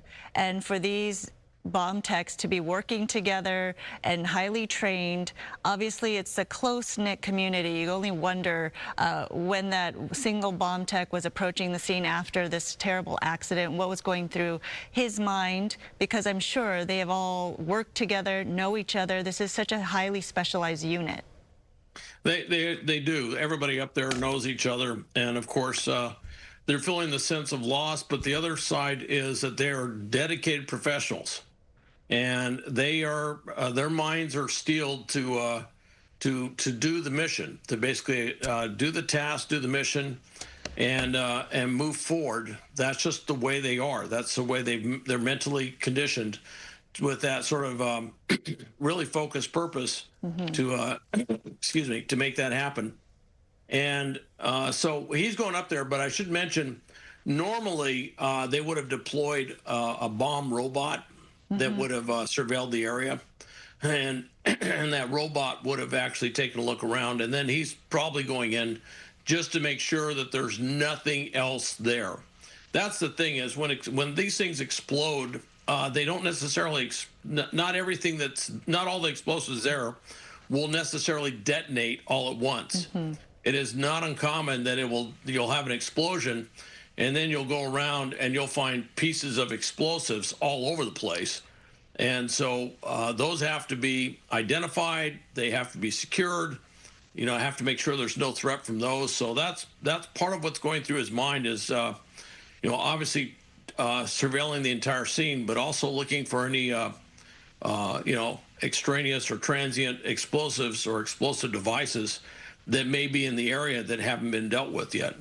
Sir, thank you so much. We really appreciate your time and your perspective and your insight in helping us understand what happened here. Hal Kempner, a national security expert, joining us this morning over Zoom. Now we are going to join LA County Supervisor Catherine Barger as well on the phone. Good morning to you. Tough to say good morning. It's a tough morning, that's for sure. I know you put out a statement, just really heartbroken this morning.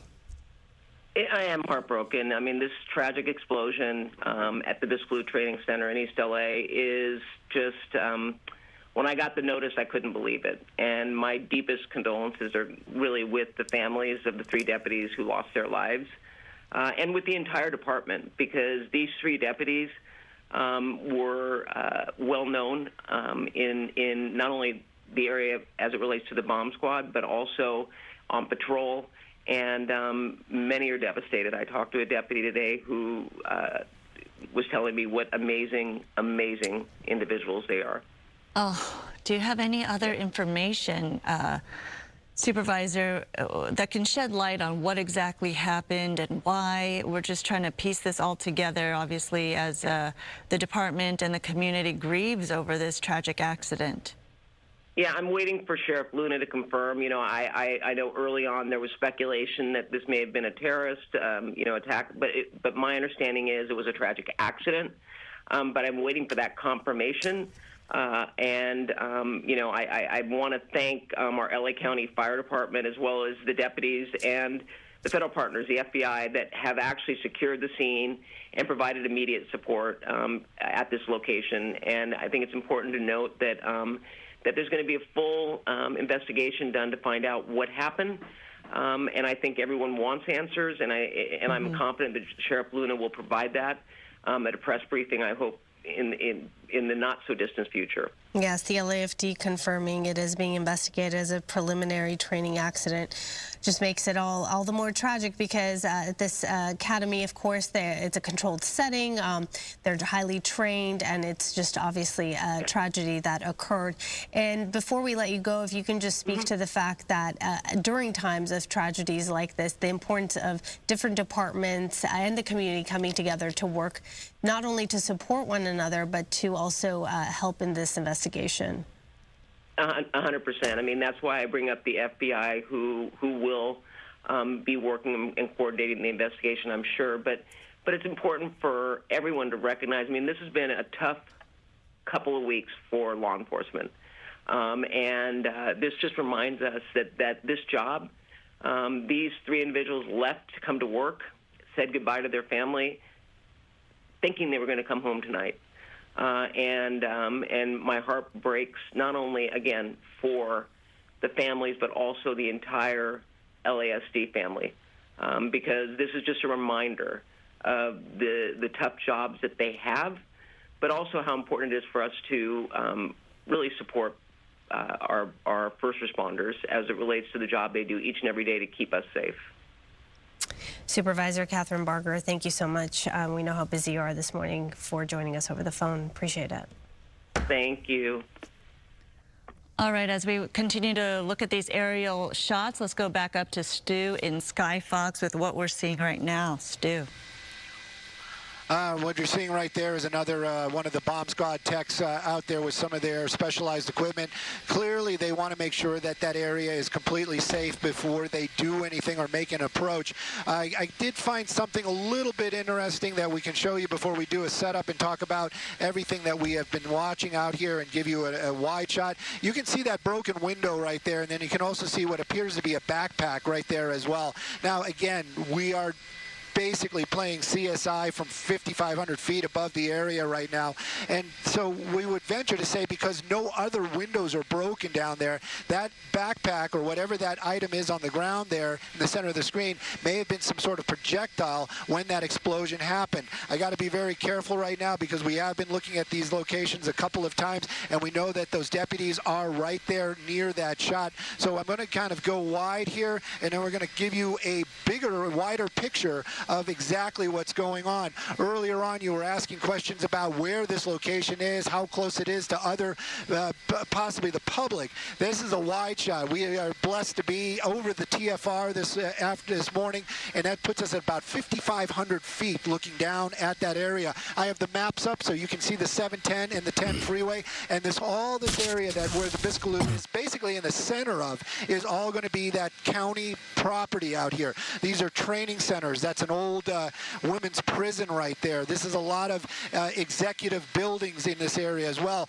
County fire trains here. And then, of course, they have a huge area for maintenance right in the back. All those vehicles that you're seeing right there, that's all LA County. Anything that's LA County that drives or floats or anything, they will fix it in that area. So where this actually happened is almost in the center of all of this. This is going to be the Biscaloo Training Center. This is what they were talking about. And I heard Mario talking to some of the people that may be nearby, and they said sometimes they can hear maybe shots being fired in the area. They have this is a training facility for law enforcement. They've got the shooting range right there, very close by. That's probably where they are hearing those shots being fired. And of course, they do the bomb squad training and physical activity out here as well. Sad to say, this morning they're still putting together exactly what happened, but we're starting to get those pieces in here. And of course, we haven't had anything official, but it definitely sounds like there was some sort of activity by the bomb squad trucks with bomb squad techs, and they were moving some sort of evidence perhaps, or maybe some live ammunition. Whatever it was, tragedy struck this morning, and that whatever it was ignited, and it took the life of 3 deputies, sending another deputy to the hospital, unknown condition. That explosion, again, the questions were being asked, and it was legitimate questions. Were there broken windows when we first arrived out here? What did we see exactly? Well, we didn't see any evidence of a large blast, but again, there's so many different types of explosions. There can be, the ones that we know of, like we see on television with the big ball of fire, but there's also just compression explosions with just a rapid movement of air. It's just the same type of deadliness, and perhaps that's what happened out here. That one thing that we do see that is new is that what appears to be that backpack in that area, and of course that broken window in the back of that SUV. All the other SUVs are fine, no other broken windows. So again, just playing CSI from up here, thinking that maybe that backpack was in that area, or maybe, sad to say, maybe it had been right there where those deputies were, and was launched and actually hit the back of that SUV, that deputy vehicle, breaking the glass. What we're seeing right now is a lot of activity, still very slow moving. They're going to be very meticulous, very checking dotting their I's, crossing the T's, and the people that are here, the investigators, they are not going to make any mistakes, and they are going to make sure of that. And you can see that they are a number of suits out here in the area, a number of uniformed deputies as well. Other types of bomb squad personnel have arrived here. We did see that one bomb squad personnel walking around the area, walking around the perimeter. And then when you came to me live, that was another bomb squad tech. Not sure if they're going to make their way over to that location, but we from past experience, that is actually some sort of X-ray device that he was holding right there, possibly to see if that what may be in another backpack. Hopefully it is not more explosives. You did mention that there's a lot of hugging. Of course there is. Any law enforcement, they are a family, and they have lost 3 of their own, and of course one of them in the hospital, so there is a lot of emotions going down there as well. Sending it back to you guys in the studio. Right. We don't even know the condition of that individual who was transported to the hospital, and we might not know that information for quite some time. Joining us right now, Dennis Zine, retired LAPD supervisor and LA City councilman. Sir, good morning to you. Just your reaction upon hearing this news and watching it unfold. Well, it's very tragic. I woke up to this, and it was frightening. It was horrifying, and it tells you what sacrifices our law enforcement officers make to protect the public. This particular situation, this tragedy, is in the history of Los Angeles. We've had officers who have perished in the line of duty. This type of situation with these officers, these deputies, and I know that in Los Angeles Police Department we have a bomb squad. We've lost in the past a couple of officers who perished on an explosion, and this is unprecedented where you see this type of situation take place at a facility. This is at a sheriff's facility where they house their equipment, their personnel. And I can't express, from a law enforcement perspective, how tragic this is to see this loss of life and the impact on the deputies, their families, and the families of these deputies that perished in this tragedy. But what we find is these tragedies continue. We do everything we can in our power to make it safe as possible. I know that it's a hazardous assignment. It's a hazardous environment, yet deputies, law enforcement officers get involved in this type of situation, of this type of public safety to protect people. It's interesting that in the LA County, where we have 88 cities, not every city has a bomb tech unit. We have the LAPD, we have the Sheriff's Department, we have the federal agencies, and most of the agencies rely on LAPD Sheriff's Department anytime an explosive device is found. So they're highly specialized, highly technical, and this tragedy of 3 officers deputies who passed away and then one in the hospital, that's an incredible sacrifice that these folks have made. But with the ATF, the LAPD, the LA Sheriff's Department, and other agencies will come together and piece this situation together to find exactly who was involved and how this tragedy occurred and how we can prevent it from happening in the future. I think you really touched on what a lot of people are thinking, how we can prevent this from happening so nobody, especially our first responders, law enforcement officials, never lose their lives protecting us, doing what they do best, right? Learning how to train for their jobs. Have you seen enough over the course of decades, in your experience, of the department and law enforcement getting better at this and making sure that there are preventative measures and safety measures in place for the men and women who serve? Well, we do that over time. I joined the Los Angeles Police Department in 1968. I'm still active as a Level 1 Reserve officer. In 1968, when I joined the Los Angeles Police Department, we did not have ballistic vests. We did not have those. They were not issued. They were not thought of. We started developing that technology. When you're shot at least you can survive that if you're wearing a vest. So now it's mandatory. Officers in uniform must wear a vest. They're uncomfortable, but the fact is they're required to be worn. The explosive unit, our explosive units have, over the years, advanced their technology, the equipment, the safety equipment. But in this particular situation, you see on a ground of the sheriff's facility where, and I don't know what they were wearing at the particular time, but they have these uniforms that they wear that are supposed to protect them from explosives. Mm-hmm. And we see what happens in this tragedy where 3 pass away and then 1 is in the hospital. But over years, they've tried to enhance the safety of officers, deputy sheriffs, law enforcement personnel, to protect them so they can go home to their families at night. That's the key. Go on the shift and go home to your family and hopefully have a productive life. That's a really interesting point you make. Actually, 1968, when you joined the department, there was no ballistic vest, because you hear that and you think, oh my goodness, how is that even possible, right? But oftentimes also it takes an incident, often tragic, in fact, in order for there to be a change in how things are done moving forward. That's just the name of the game. Exactly, and technology changes. We had in those days radio in the police car. You get out of the police car, there's no communication. We now have handheld radios that every officer, every deputy has when they exit the vehicle.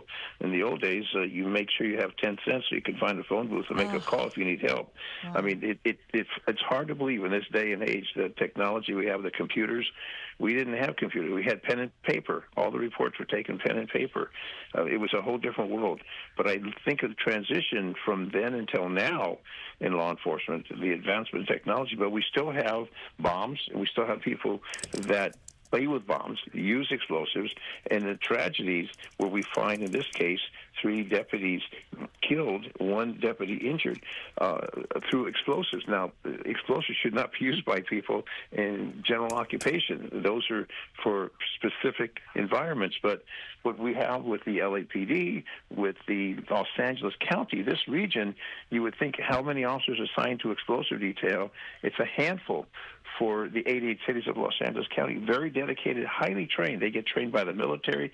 They get trained, constant training, constant progress into that environment to keep them safe so they can go home at night. And with their families, when they leave for work, they say, thank God, I hope they come home tonight. It's a very tense environment, and I feel for the families of these deputies who passed away, and the one deputy was in the hospital, what the other deputies' families go through. But now these deputies, their families are at a loss because their loved one has perished protecting the people of Los Angeles County. 3 deputies perished protecting people of LA County.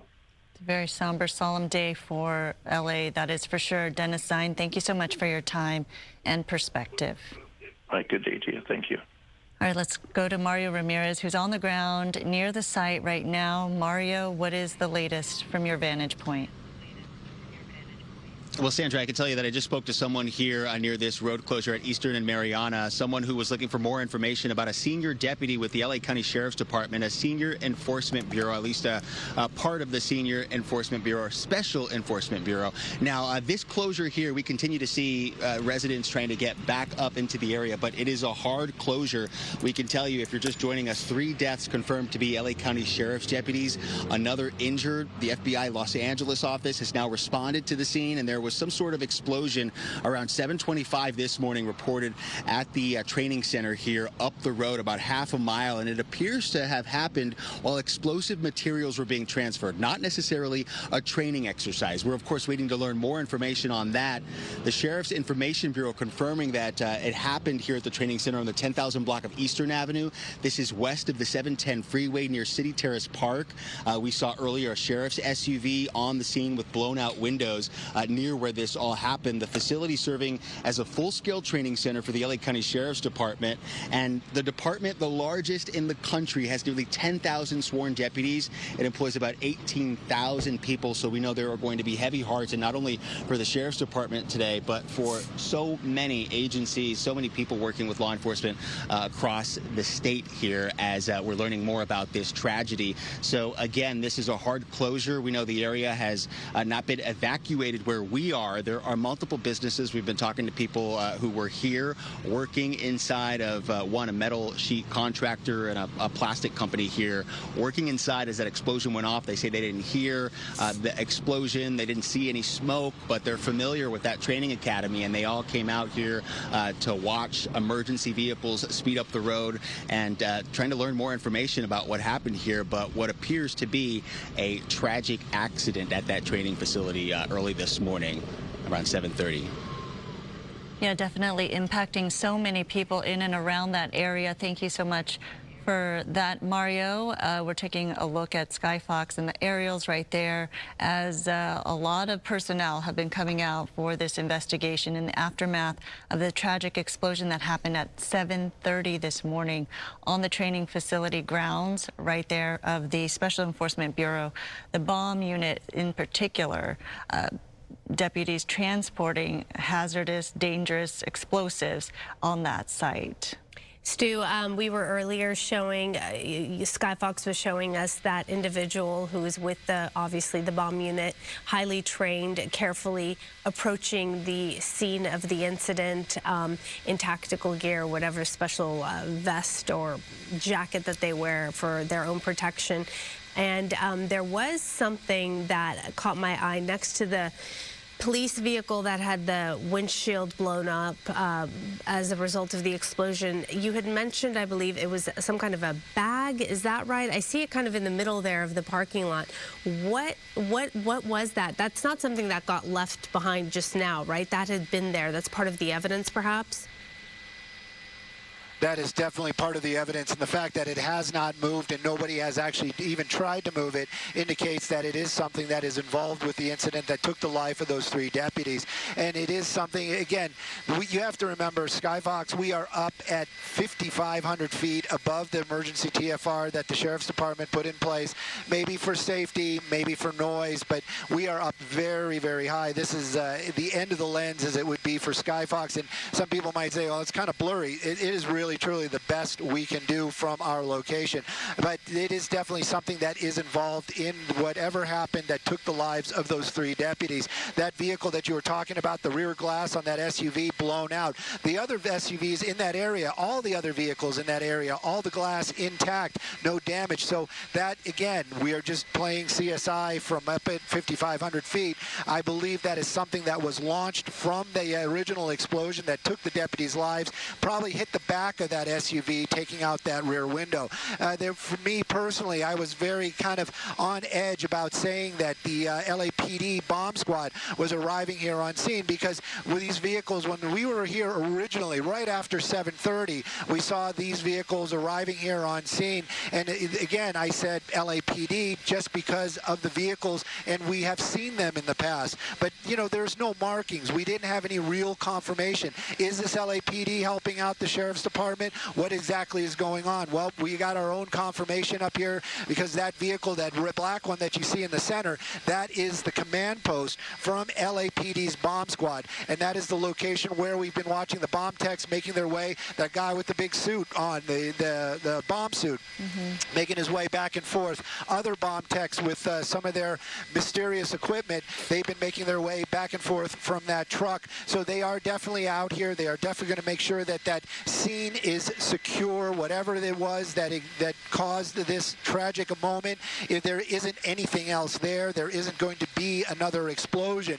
That's why they're here. That guy in the black down there, venture to say, just because we see so often, I'm just going by the uniform, even at this distance, the LAPD, they usually wear that all black, especially the bomb squad. Maybe it's a very dark blue, but it is a very dark uniform. The Sheriff's Department known more for their tans and their dark greens. So I would venture to say that that is a command post for the bomb squad, and they are down there making sure that everything is documented and making sure that everything is safe before they start allowing the detectives in there to start doing their investigation. And also, sad to say, the coroner down there to remove those deputies' bodies. All that still needs to be done. This area, like you said, completely locked down right now, and this is an area where there is a lot of executives, there's a lot of training, there was everything that is LA County basically happens at this location. Maybe not exactly in that building, but in this area down here, a lot of it is where this is happening. And to this morning, a lot of them are not allowed to come to work. A lot of them are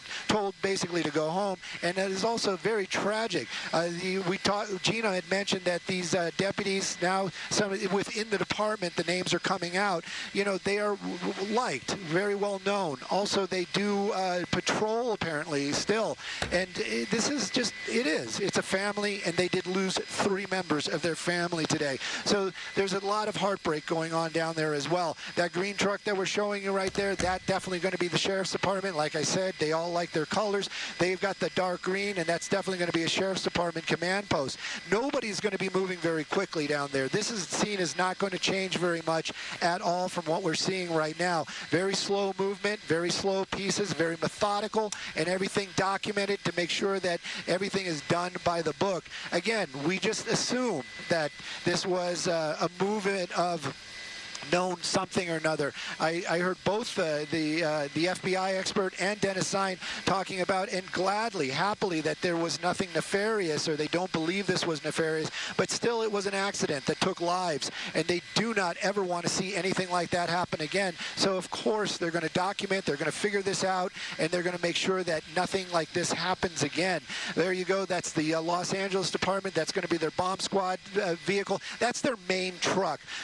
Do they have one? Do they have 5? I couldn't really tell you, but I know that that is one of the ones that they have, and it's a command post. Basically, that has the robot in it and all of the tech that they need to decipher when there is a call of a suspicious package or an explosive device. That's what they bring out there. So they have all their tools that they need with them.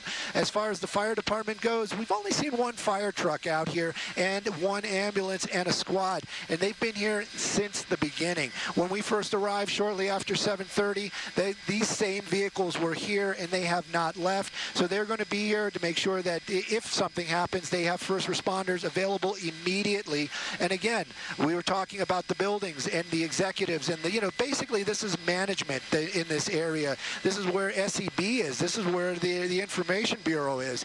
And we watched a lot of the suits and a lot of uniformed deputies making their way out, a lot of hugging, of course, because this is emotional. I'm sure most of these deputies down there, they have a job to do. They're going to stay focused. They're going to stay professional. But of course, they have lost somebody on their team, somebody that they might have actually even known.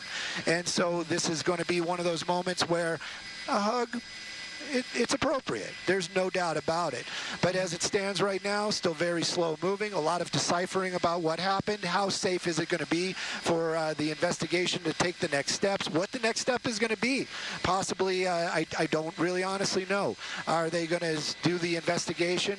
Then the respectful removal of the deputies that are still there?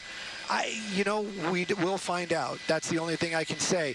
You can kind of make out ATF on those shirts down there, FBI as well. That's basically because this was an explosion.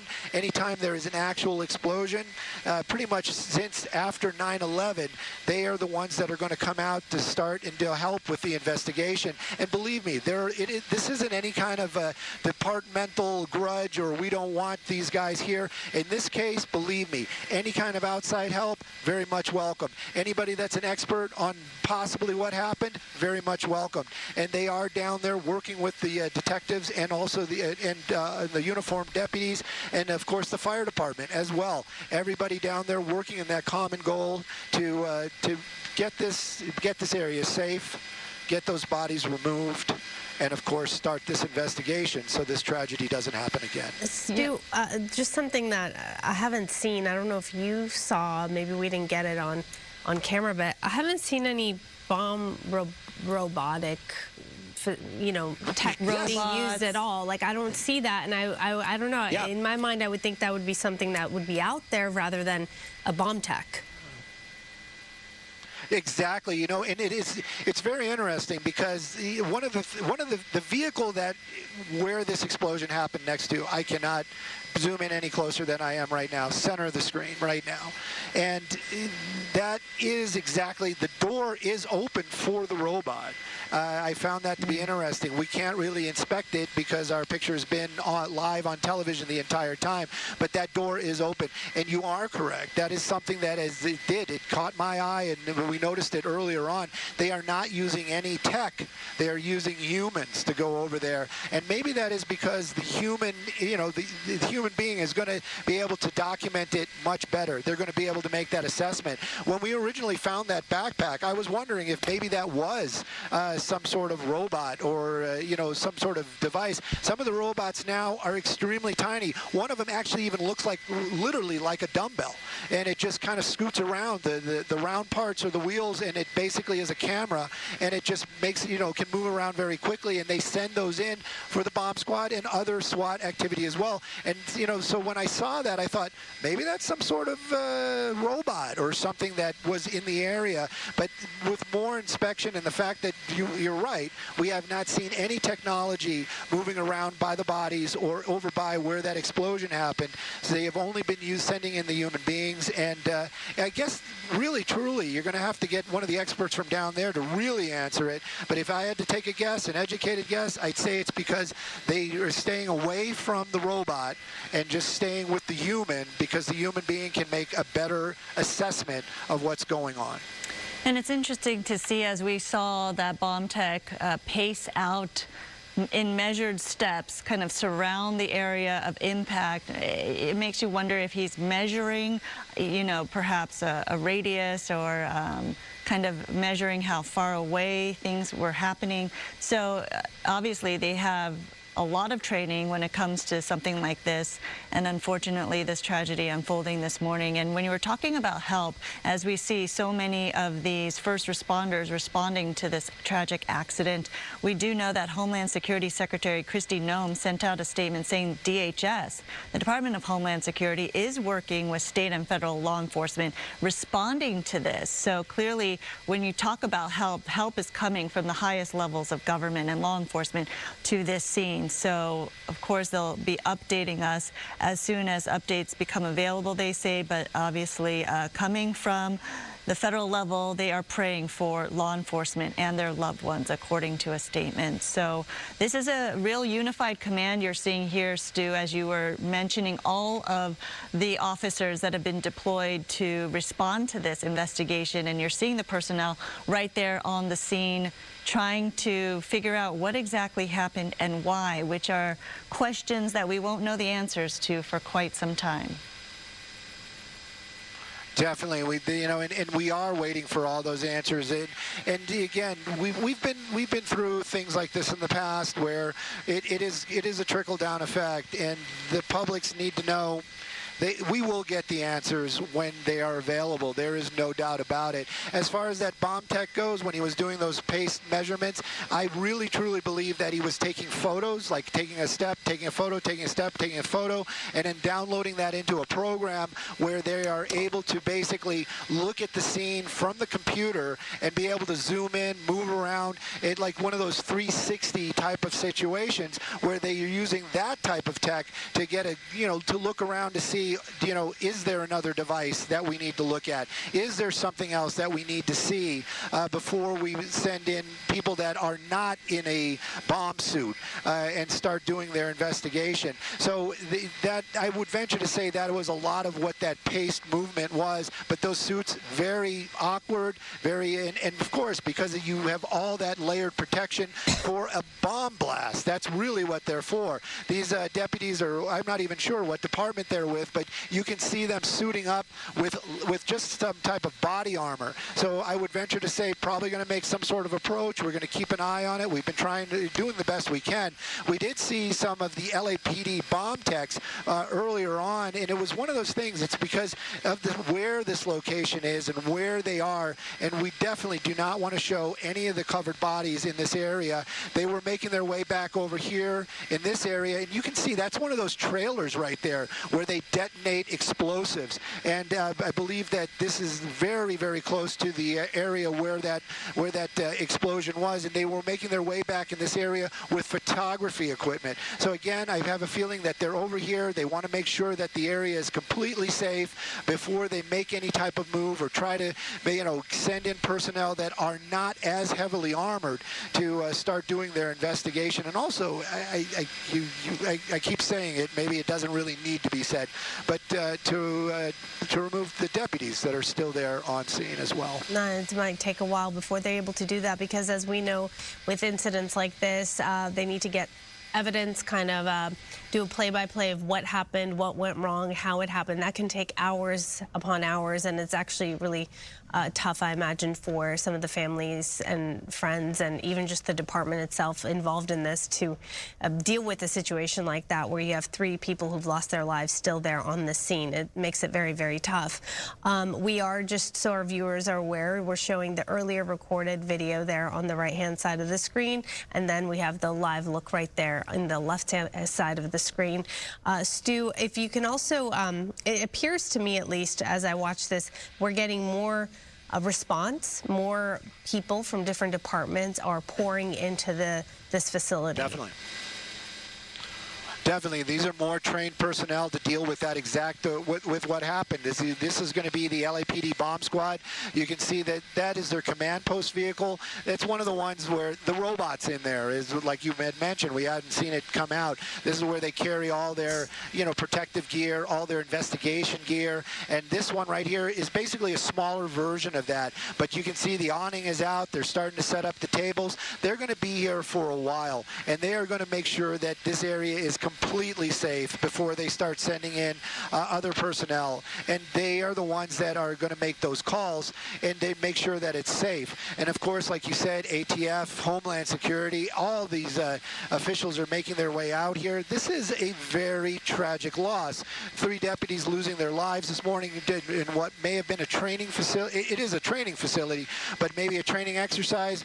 We don't really know. We're going to have to wait for that official report. A lot of suits are down there, so that's management.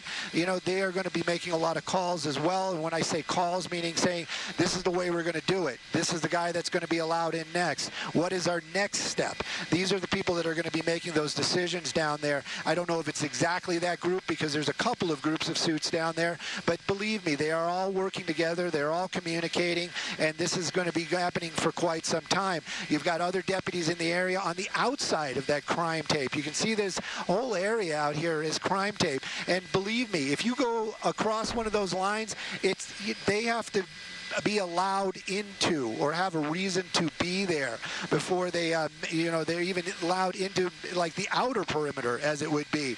So everything that's happening down there, very well documented. They're going to keep an eye on it. And then, of course, every piece of evidence that is down there is going to be, located and categorized. And, just basically they're going to know exactly what happened. They're going to have every piece of evidence logged, and they're going to know what happened, what took these deputies' lives, and then, of course, how to not have that happen again.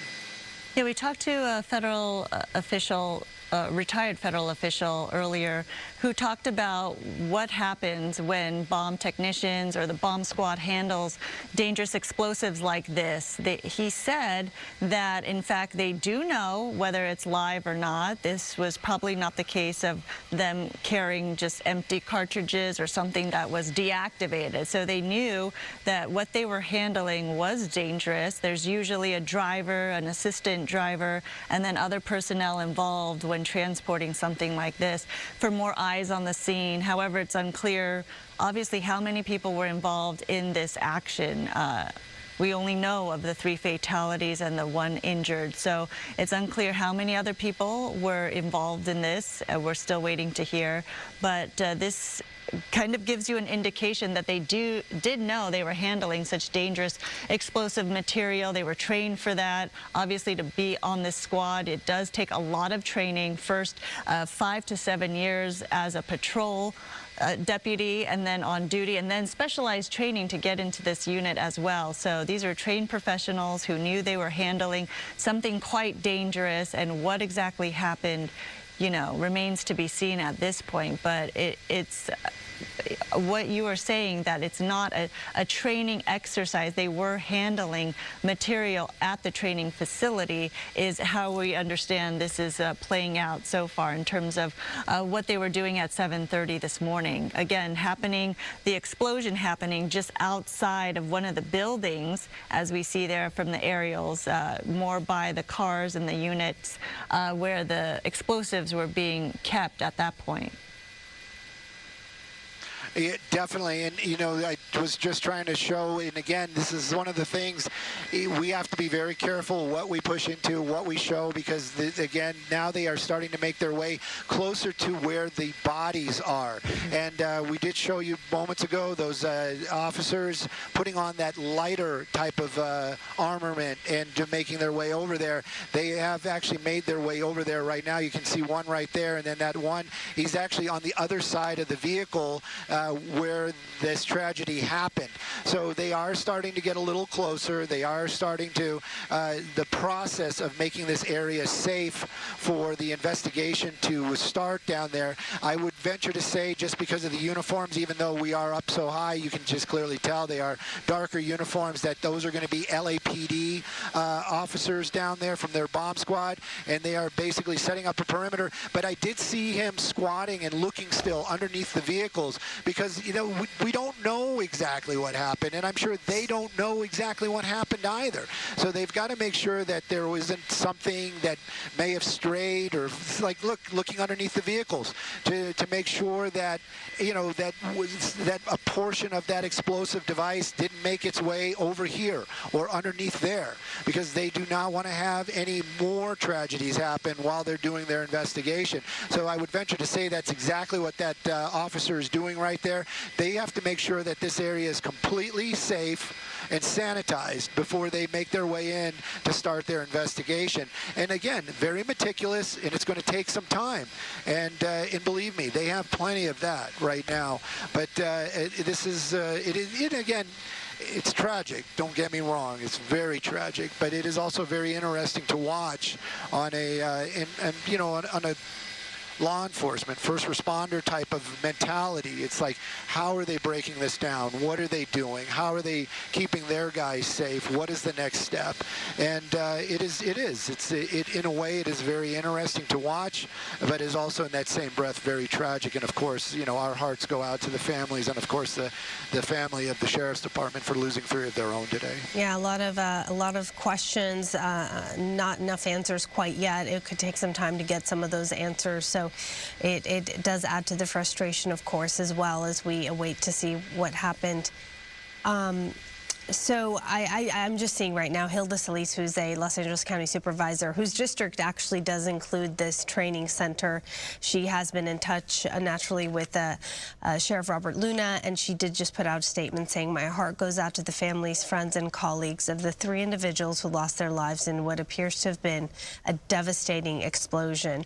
So the 3 individuals who lost their lives, and then we have to remember there was 1 person who was transported, and we don't have information yet about how severe the injuries were, who this individual was, what the outcome is, you know, are they in surgery, how severely they were hurt.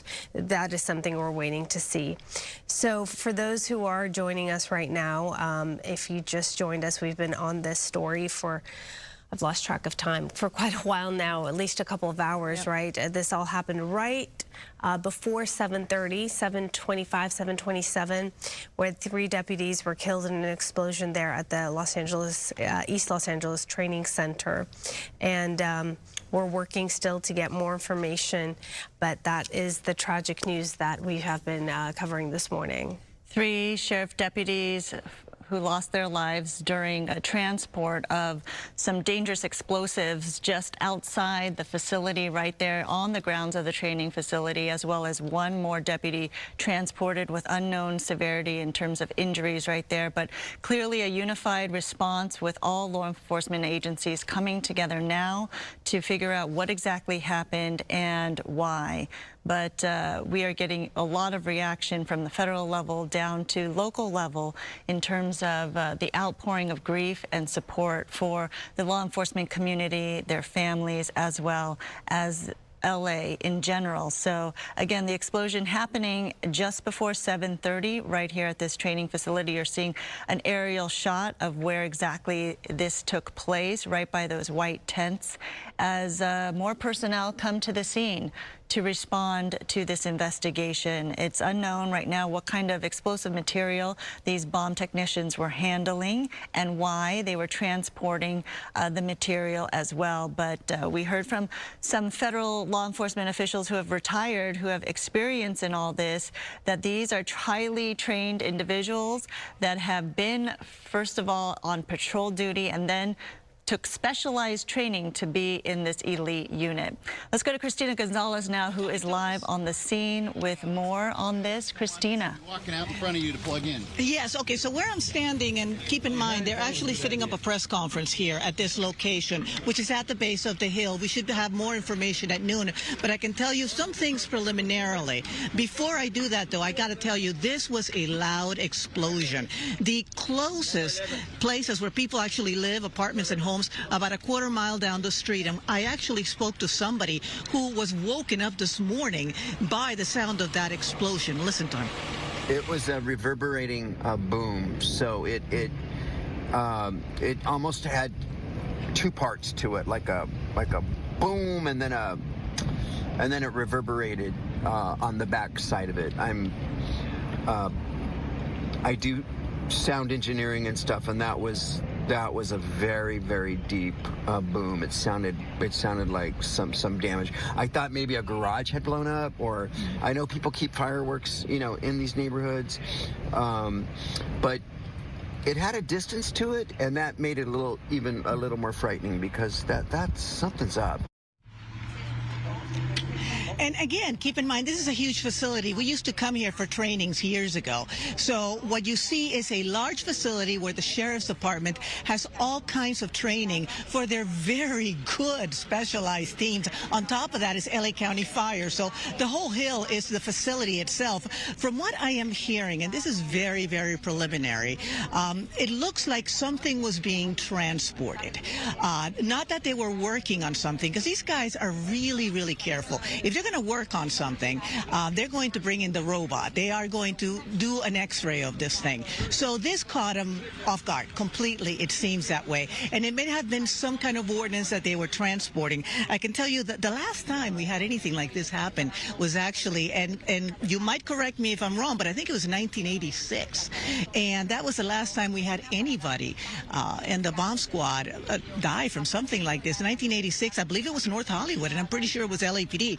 They were disarming something in an apartment, and it went off on them. And that was the kind of thing that happened that made them change the way they responded. I know everybody likes to see the movies where people clip the little red, cable, and they have to pick. It doesn't work that way. In real life, what these guys do is if they see something or they're working something that they don't know, first a robot goes in with an x-ray, and they look at it. If they're going to transport something that they think is dangerous, they're going to do it in a specialized vehicle.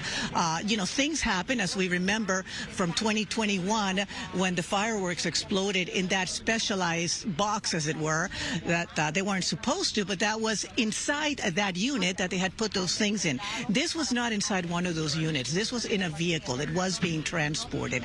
Why it went off, we don't know at this point. Again, at noon, we are going to have a press conference, and we will be able to find out more. But at this point, I can tell you that 3 people are dead. One was transported to a local hospital, and we'll know more then.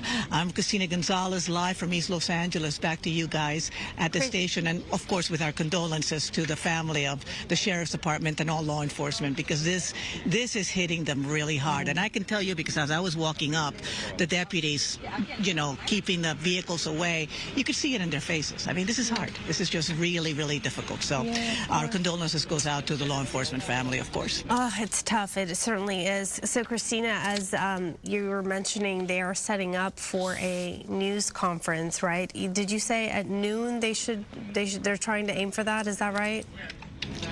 Yeah, that's what they're looking for. They have to bring the whole team here, and it's going to be right next to where I'm standing, actually, and that is what they are looking for. Now, that could change back and forth a little bit, but we should be able to at least get more confirmation around noontime at this location. Of course, we'll bring it to you live, so stay tuned, and you can hear from them directly. How hard was it for you to get as close as you are right now to where you're standing? Because Good point.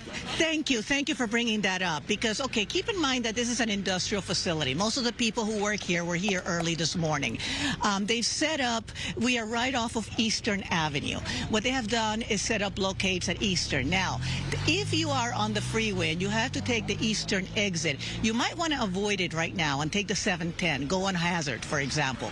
If you know the area, you know what I'm talking about, because there's quite a bit of backed up traffic. But I was able to get in, and now, it took a little while. So there is some traffic, not a lot, but enough. It seems to have calmed down a bit. But Eastern completely, we're at Eastern and Sheriff, is completely blocked off. And so if you have to come across this area, avoid each other. Again, get on the 710 at Hazard, go around, but just avoid it for now, because they've got vehicles going in. You've got the FBI, you've got all kinds of federal agencies coming in to assist on this, as we would expect, and so it's going to be like this for the day. All right, Christina, thank you so much. We'll check back in with you. For those of you joining us right now, we are being broadcast simultaneously on KCOP, Fox 11 Plus, Channel 13. So thank you for joining us as we continue to cover this tragic accident that took place just before 7:30 at the LA training facility of the Sheriff's Department Special Enforcement Bureau, where 3 bomb technicians, LASD deputies, have lost their lives. 1 other deputy transported with injuries as they were trying to move and transport dangerous explosives right there at the facility. Let's go live to Mario Ramirez, who's on the ground there at the scene right now, to tell us the latest from your vantage point. Mario. Yeah, Sandra, we're on the 900 block of Eastern near Mariana, and we can tell you at one point there are a few businesses here nearby, Jets Plastics and a metal contracting company across the street. They came out here, at least a few workers, asking the sheriff's deputies here if there was a need to evacuate the buildings with the workers inside. They said that was not the case. There was not a public threat, but you can understand why there was some concern here. There were several emergency vehicles. The people I spoke with say they didn't hear that explosion necessarily, but shortly after, we're learning about what happened as that emergency response was unfolding. So again, this is at Eastern and Mariana. We see sheriff's deputies here that have been turning residents away for the last maybe 2 hours, hour and a half that we've been here. So 3 deaths confirmed to be LA County Sheriff's deputies. We know the LA bomb squad, LAPD bomb squad, is now on the scene. The FBI Los Angeles office, as well as the ATF, starting a thorough investigation. There was some sort of explosion at around 7:25 this morning, reported at that training academy. It appears to have happened while explosive materials were being transported, so not necessarily a training exercise here. And the Sheriff's Information Bureau confirming that it did happen on the 10,000 block of Eastern, west of the 710 freeway this morning, near City Terrace Park. Now, the facility serving as a full-scale training center for the LA County Sheriff's Department, and this is a huge department, the largest sheriff's department in the country, nearly 10,000 sworn deputies, and it employs about 18,000 people.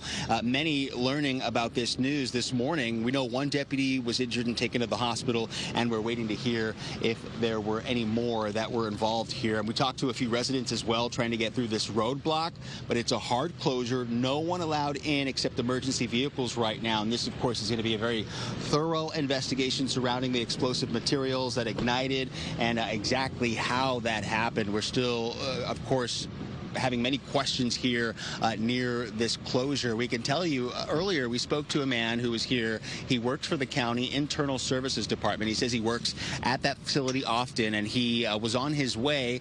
He says he was trying to get information about a senior deputy who'd been with the department for over 15 years with the Special Enforcement Bureau. He was at that facility when this happened, and he tried to call his cell phone to reach him.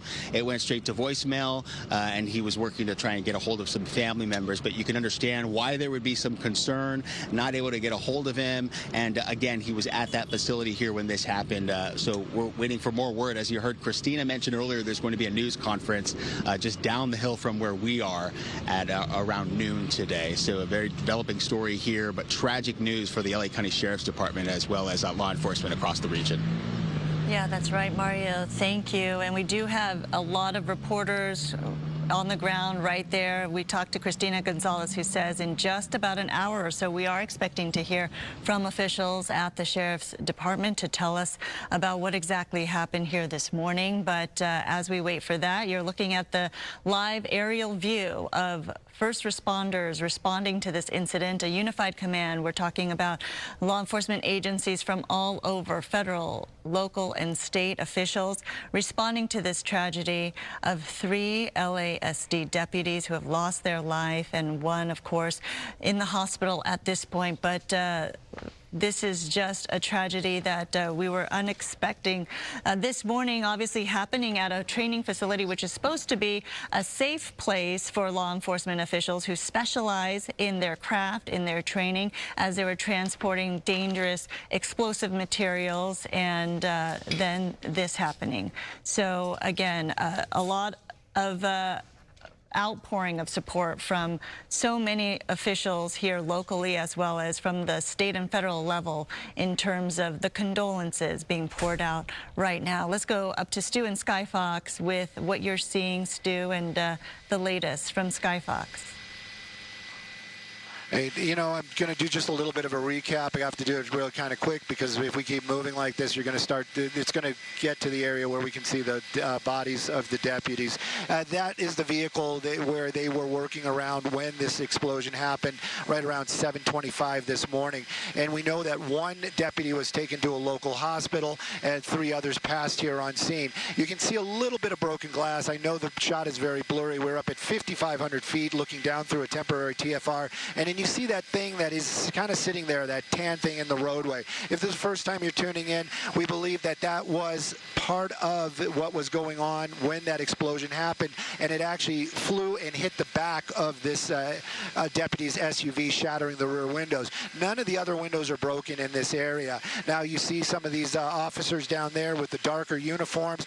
Some of them might be firefighters, but that group that we see right there, that's going to be the LAPD bomb squad. And they have been basically making their way over to the scene and basically de-escalating every time they go there. The very, very first time they were in a heavy, heavy bomb suit. There was one officer in one of their bomb suits, and they basically had made their way over there, did a little bit of an inspection. A few minutes later, maybe half an hour, you saw 2 of their law enforcement, but with less of that protective gear on. And then basically just keep going and going and going, making their way over there to do that inspection to see if that area is safe. That is what they're doing. They have to make sure that if there is any explosives in that area, that it is going to be safe for this investigation to start, and sadly to say for the removal of those deputies' bodies that are still here on scene. You can see LAPD bringing in their command vehicles, those 2 black trucks that you see in the center of the screen, the big one, and then the smaller one right there. And then, of course, when we were here right around 7:30 this morning, one of the first responders that we saw come to this location after LA City Fire Department were these white trucks. And I did say early on, unconfirmed, maybe not as professional as I should have been, but I did say that these were LAPD bomb squad officials making their way here to the scene. Their vehicles unmarked. I just went by what they looked like, and I knew that that is the typical LAPD bomb squad. So they were one of the first ones to respond out here. Were they asked to help? Were they just helping because they knew that this had happened? You know what? All of that really doesn't make any difference because the Sheriff's Department welcomed their appearance out here to start to basically make this place safe for the investigation. The other people that we've been seeing come in here, it's very difficult to see from this altitude, but you can see basically black shirts, yellow writing. Some of that's ATF, some of that is FBI. They've made their way out here as well. I heard Sandra and Roxia talking earlier on about the fact that the Homeland Security was going to send some people out here also helping with the investigation, not because they thought that this was some sort of malice happening out here, but just because they need to be out here. They have to figure out what happened. They got to make sure there was no malice, which we do not believe there was. And then we have to find out how this happened, why this happened, what were they handling, why did it explode. There's so many questions that still need to be answered, and that is what we're looking at right there, is the beginnings of that long and lengthy investigation. Now, the fire truck that we see right there probably was one of the first ones here on scene. Not sure if he came from the training facility and or the local fire department, but that is an LA County fire truck, and it has been here since we arrived. This was already here on scene when we arrived, and then also that ambulance that's still out here that has also been here since the beginning of that tragedy that happened at the Biscayne Training Center. Now, we did see a lot of people leave the area. They were basically evacuated, and or it was one of those, if you don't have to be here, you need to leave. If you work here today and you are not here, do not come into work, because there is nothing that you can do in this location. So anytime you see a person walking around down there, any of you see any movement, you know that those people were here or need to be here because of what happened. Sheriff's Department, even though this is the training facility, and SEB, they brought in their mobile command post. Something else that I noticed earlier on, just kind of to fill space, is the equestrian units. Now, when we first arrived out here, I noticed that they were actually, the trailers were here, the horses were out, so they were actually out here doing some sort of training as well. They moved the trailers, but they have not left the area, possibly because they might have fallen into it, even though they're going to call it a crime scene because this is an area that needs to be investigated. So they were told not to leave. That's what I'm guessing is going on down there. But anyways, this is a very busy area down here. Safety is the first priority for all the people that are involved. And then, of course, the investigation is just as important. But first, they have to make sure that it is safe for their investigators to make their way over there. And then, of course, the grim portion of removing of the deputies' bodies. It's even difficult for me to say that. They still have to do that as well. So we continue to see activity, passing along of information, a lot of hugs going on down there. This is all law enforcement. This is all one big community. We've always said that. We always know that. And when they lose 3 of their own in a tragic training accident, of course, there's going to be a lot of emotions down there. And it's also emotions and technical issues that they have to deal with. And they're doing a fantastic job. It's just very slow going as they want to make sure they do everything properly and correct. Sending it back to you guys. Yeah, Stu, and this is a unique situation, right? Because you have these LASD deputies who are in tandem investigating what happened while also grieving the loss of 3 of their own. And I'm sure there's going to be questions over whether this device, this material that was being transported at the time of the explosion was evidence perhaps from a crime scene, a separate crime scene, or if this was in fact part of the training exercise. Definitely. That these, there's so, my God, the net of information that they have to toss and look into. And again, we don't even really know what happened. We know that there was an explosion. What exploded? We don't know. Right now, you can see these guys. I know it's a little difficult to see. Let me get out of the digital double, or maybe you can still make out what's going on down there. But those are going to be, I would venture to say, let's just call them bomb techs and investigators. They are actually putting down markers where there is evidence from that explosion. So we don't know, but we assume that backpack was launched and hit the back of that window and shattered. But there must be other pieces down there that we just can't see from 5,500 feet, where you can see these deputies down there placing markers right now, evidence markers, and also looking underneath vehicles. And momentarily, you just saw one of them looking on a rooftop. They don't know where pieces of whatever happened landed, and they need to make sure that they find all this stuff, mark all this stuff, and it is all logged and categorized because they want to know exactly what happened. Now, what I was talking about, we're in a good spot right here where we don't have to worry about seeing anything we don't want to see. I believe that is some sort of backpack right there. We haven't seen any deputies or anybody make their way by it or try to move it. It has been here since we got here. And then you have that broken window in the back of that SUV. Mm-hmm. All these windows, not broken. No other windows broken. So it makes me think that that was something that was over by those deputies or with those deputies when that explosion happened, got launched, hit the back of that truck right there, shattered the window. And these other officers down there, they're basically walking the perimeter right now, looking for anything that could have been part of that explosion. Yeah. And you can see it right there. He's got markers that looks like a red flag, and they're gonna be putting those down wherever they find something that basically doesn't belong, and so that they can have they'll be part of that investigation. Right. Certainly trying to measure the debris field right there, just how forceful that blast was, what type of explosive they were dealing with, and obviously the impact it had, certainly all under investigation. All right, let's get out to Christina Gonzalez. She's there on the ground. There's supposed to be this press conference, Christina, that's going to be held around noontime. That's the hope, right where we're standing. In terms of what you were talking about how far this was felt, I can tell you that at the base of this hill, which is about a quarter of a mile, people in their homes heard this. It woke them up this morning, and we actually have somebody who describes it quite well. Listen.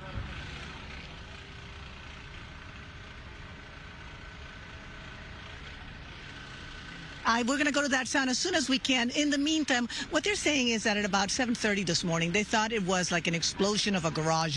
They're used to hearing things out here because, keep in mind, this facility does a lot of work with explosives. This is where the sheriff's explosives team is based out of. So it is not unusual to hear things going off, as it were. But this was very, very different.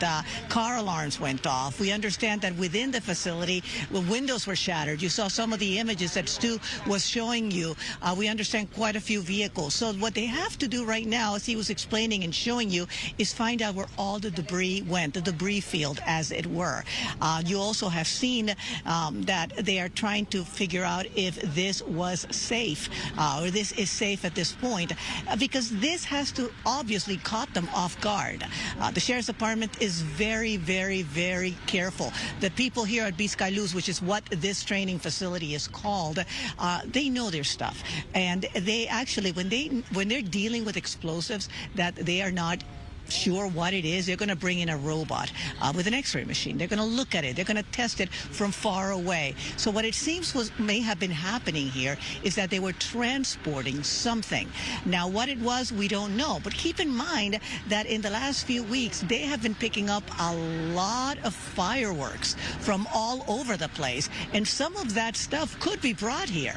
We don't know that's what it is, but it would make sense, for example. That is one possibility because they've been picking up, it's been 4th of July, and whenever they pick up those, if they're really large, like in Commerce, for example, they had a huge bus, they left it there in the warehouse until they can have the ATF move it. But if it's a small enough amount, they might try to move it. Usually they would move it from the location to here or whatever facility they're moving it in a specialized vehicle. This seems to have been a moving of the items, as it were, whatever they were, within the facility for training, for whatever. But they must have not thought that this was in any way dangerous. Now, what happens if you know anybody in explosives? If number one, they're incredibly careful, and the number two is they will tell you that friction is their worst enemy, and that is because when you are transporting any kind of explosive, if it is unstable, any kind of motion will set it off. In the old days, when we used to have radios, like radios that we clicked, they used to tell us not to use them if we were near a location where they were actually finding out if something was an explosive or not, because that click, that sound sometimes could set it off. So they're really, really, really careful about this stuff. So this obviously caught him off guard. We'll know more about it at noon when they have a press conference, but at this point, we do have 3 people dead, 1 person hospitalized. One update, they did move the yellow tape to in front off of Eastern. If you live on the base of Eastern, which is about a quarter mile from the entrance to the facility, there are homes there. If you live there, they moved the yellow tape to the other side of the homes so you can drive into your house. It's no longer off limits. I just double checked that. But with that, I will tell you there is traffic off of Eastern, so you may want to go the other way around anyway. And if you do not have to be in this area, avoid it, because they're going to have a lot of vehicles coming in and out. I'm Christina Gonzalez, live in East Los Angeles. Back to you guys in the studio. Christina, you did mention that typically, I mean, always, they're very careful when they handle these explosive devices or explosive materials. However, I mean, if this explosive material was recovered, for example, from a separate incident or a separate crime scene, I guess they wouldn't necessarily know if the material is fragile or if it's older and might be a bit more volatile. You know, for example, I remember, and I'm going to emphasize that this has nothing to do with this, but I'll give you an example. I remember a few years back, they found in somebody's backyard old, like World War II type of stuff. These, what they thought were, possibly live explosives. And they were there for 2 days trying to make sure they were not in any way dangerous. And even then, when they went to move them, they actually put them in very specialized vehicles, because the older it is, and it depends on where it's been kept, but the older it is, if it's gotten wet in the past, if people were keeping stuff in their garage and they didn't know it was there, that stuff they're very, very careful with when they find it, because it's highly volatile. So, not knowing what this is, it brings to mind that if they were moving it like they were in a vehicle, they must have thought that it was safe. There is no indication at this point that this is nothing but an accident. Again, we'll know more at noon, but they're not acting like it is anything beyond that, as tragic as it is in whatever it is.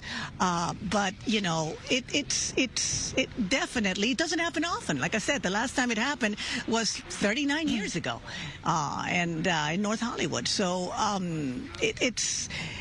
You know, it's tragic. It truly is. But it's going to be something that they're going to be looking at. That's why everybody's descending here. ATF, every agency, federal, state, they're coming here because whenever something like this happens, they all want to find out what happened because they learned from it, too. Absolutely. So, but...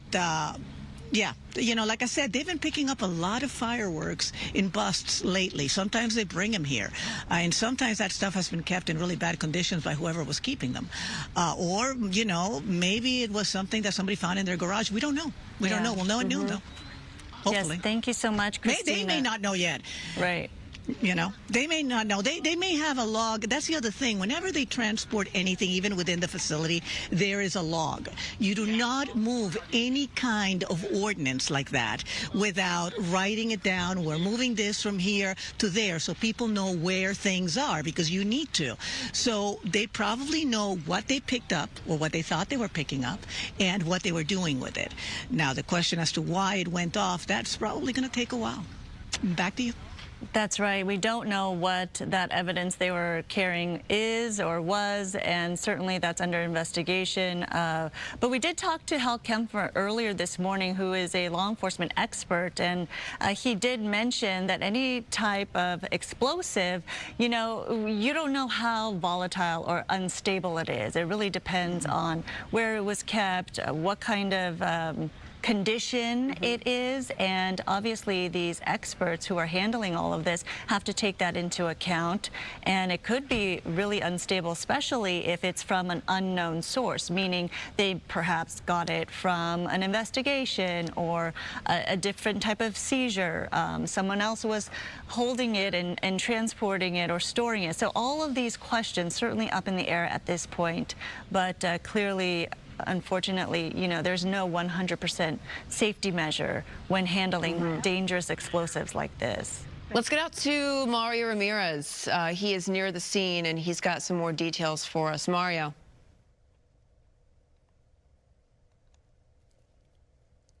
Mario, can you hear us? Where that? Okay. All right, in the meantime. Hey guys, yeah, we're at Eastern and Mariana. We are here. We're talking about what we're seeing here on the ground. We've been talking to workers and residents. At one point, there was some concern about evacuating the area, but the sheriff's deputies alerting everybody here at this intersection that there was no public threat and that it was safe to remain inside. So we've still got plenty of people working in the area as this is all happening. I want to bring in Massimo. He's a resident. He's been here living at the home for about 3 years, right near this training center. Walk me through this morning when this happened. You were at home, and walk me through what you... Oh, I was at home. I was like relaxing, making some breakfast when everybody started calling me. He said there was like an earthquake, like an explosion. What? No, I haven't heard anything like that. I turned on the news and everybody's talking about the facility over here, the sheriff's department. 3 sheriffs got dead. It's so sad. Yeah, that's right. 3 sheriff's deputies, another one injured, sent to the hospital. So am I understanding that some people thought it might have been an earthquake or they felt something? There was a person who told me there was an earthquake. I said, I haven't feel anything like that. All with my dog right now, I see all this. It's like pretty sad. Yeah, and what do you think to hear that there's a training center where this all happened, the LA County Sheriff's deputies involved, 3 unfortunately lost their lives here. We're still working to get more information, but what's your reaction as someone who lives right next door? No, first I feel so bad for the sheriff. Like, yeah, it's so bad to hear that next to me. The other thing, you're like a kind of worried because my property is next to them. Yeah, it's kind of, yeah, you worry a little bit. But I worry more for their life, for people. Yeah, and before I let you go, what street are you on, and is it blocked? You're able to get home? It's Blanchard Street. Right. Yeah, my house is next to the facility. Okay, no closure there right now? It's closed. So not to the facility because there is like a big hill, but over there on top is their property. Right. Okay. Thank you, sir. We appreciate you talking to us. Yes. So we are hearing from some people who are not able to get back to their properties, and I want to show you a little bit more of the scene here. Again, sheriff's deputies, we've been watching those emergency vehicles.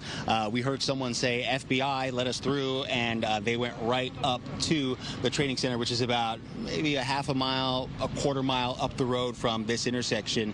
We know that explosion went off at about 7:25 this morning, reported at the Biscaloo Center Academy training, and it appears to have happened while explosive materials were being transported. So not necessarily a training exercise that was taking place when this all happened.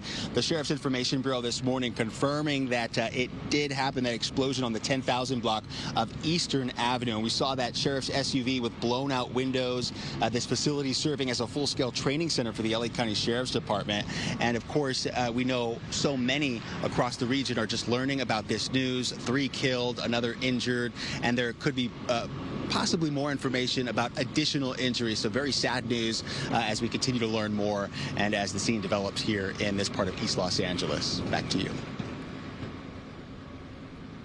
All right, that's right, Mario. Thank you so much. I know a lot of residents in the area were concerned, some hearing the explosion early this morning, and some just trying to make their way through the residents and the neighborhood, trying to get to elderly parents. At one point, Mario spoke with somebody trying to get through. So they have hardened the perimeter, but also have made exceptions and leeway for areas where residents do, in fact, want to get to their neighborhoods and their loved ones in that area without impacting the investigation at this point, because a lot of federal, state, local personnel coming into that area for the investigation as this continues. But certainly this is going to be a very active scene for quite some time, as we don't know the answers to everything that unfolded this morning. We're taking a look at the aerial shot of Skyfox, providing us the view and the vantage point of the campus this training facility sits on,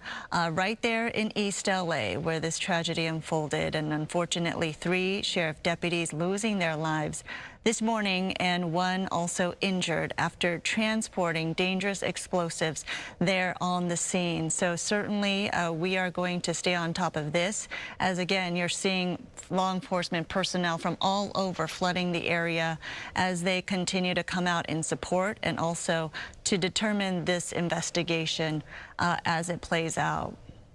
Certainly a lot of heavy hearts there at the department, and not only do they have to grieve, but also they have to launch their investigation, which is going to take some time.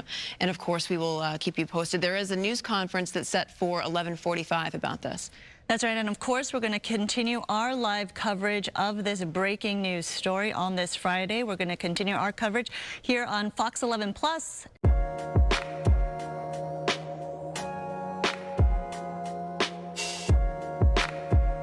International news reporting, and then there were also so many stories of hope and encouragement. When you meet the needs of others, he meets your needs. One day I came across a video through YouTube of CBN. Terry said, "The Lord's healing you." I want to see that program every day. It lifts me up. It gives me hope.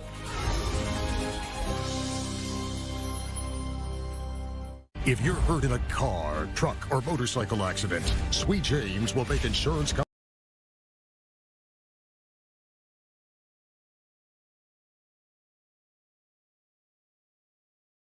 Next hit, if there's some banter, it's not a hard out, but after that, we need to leave for fuel, for fuel, for fuel.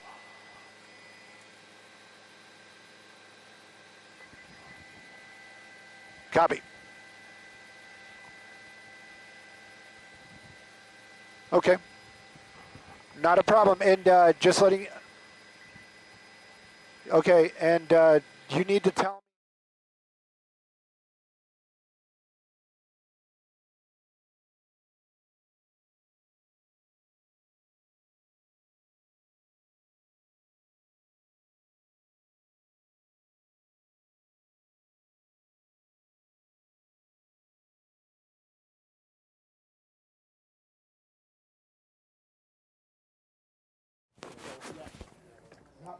Jen, on main set for now?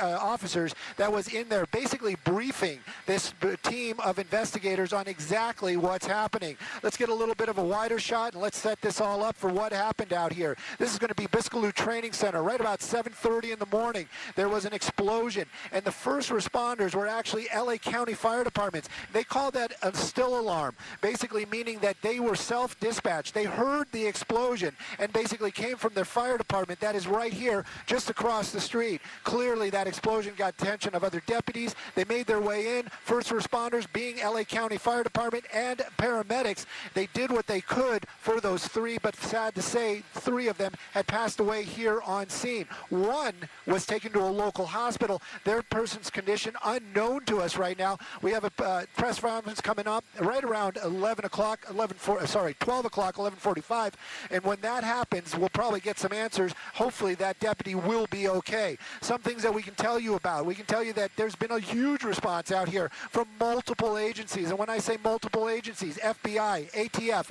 Homeland Security, LAPD, and of course anybody else that may be in the area that could help. But this is a training facility, and now it is a lockdown crime scene. They moved a lot of the folks out of here. There's also other things happening on this facility, not just training. This is an area they call SEB. This is the Information Bureau area. So they had a lot of what we call suits, executives in the area. All of them, either if they were not at work already, they were not allowed. Other ones, even when we arrived right around 7:30, shortly after 7:30, we saw a lot of folks leaving the area in a rush in civilian vehicles. So what's going on now? Well, the investigation's just going to start getting underway. They're going to try to figure out exactly how this explosion happened and make sure that it never happens again. Sorry about that. I had to jump into the doubler real quick. Let me show you a little piece of evidence that we have been focusing on, that I'm sure the detectives are going to know a lot more about, and also some of the damage that's going on. When you talk about a huge explosion, especially one taking the life of 3 deputies,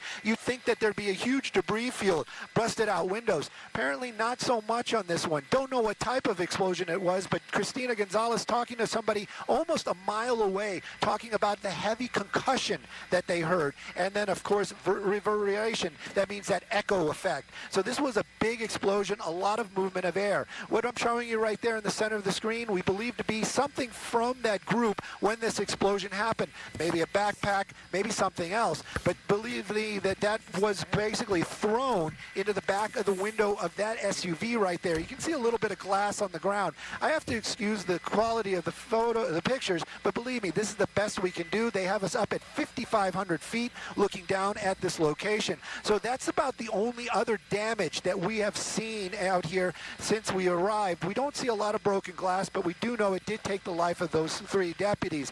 Now the investigation, very slow moving. Like I've said, this started right around 7:25. That's when the fire station over here, LA County Fire, said we heard an explosion. We're going to go investigate.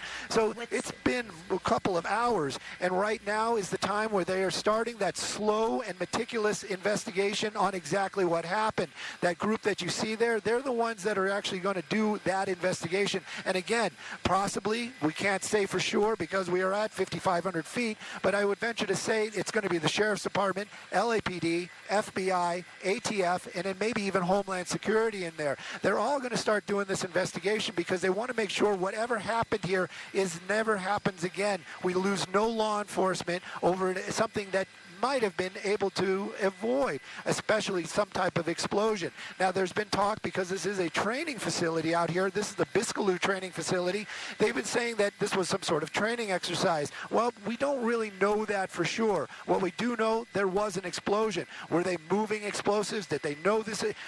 All those type of questions, hopefully some of them will be answered in the 12 o'clock hour. But right now, I can tell you the investigation very slow moving, very methodical out here. And LA County Fire, they've been here since that explosion happened. They're going to probably be here till it's over. Also, we know for a fact from the past that this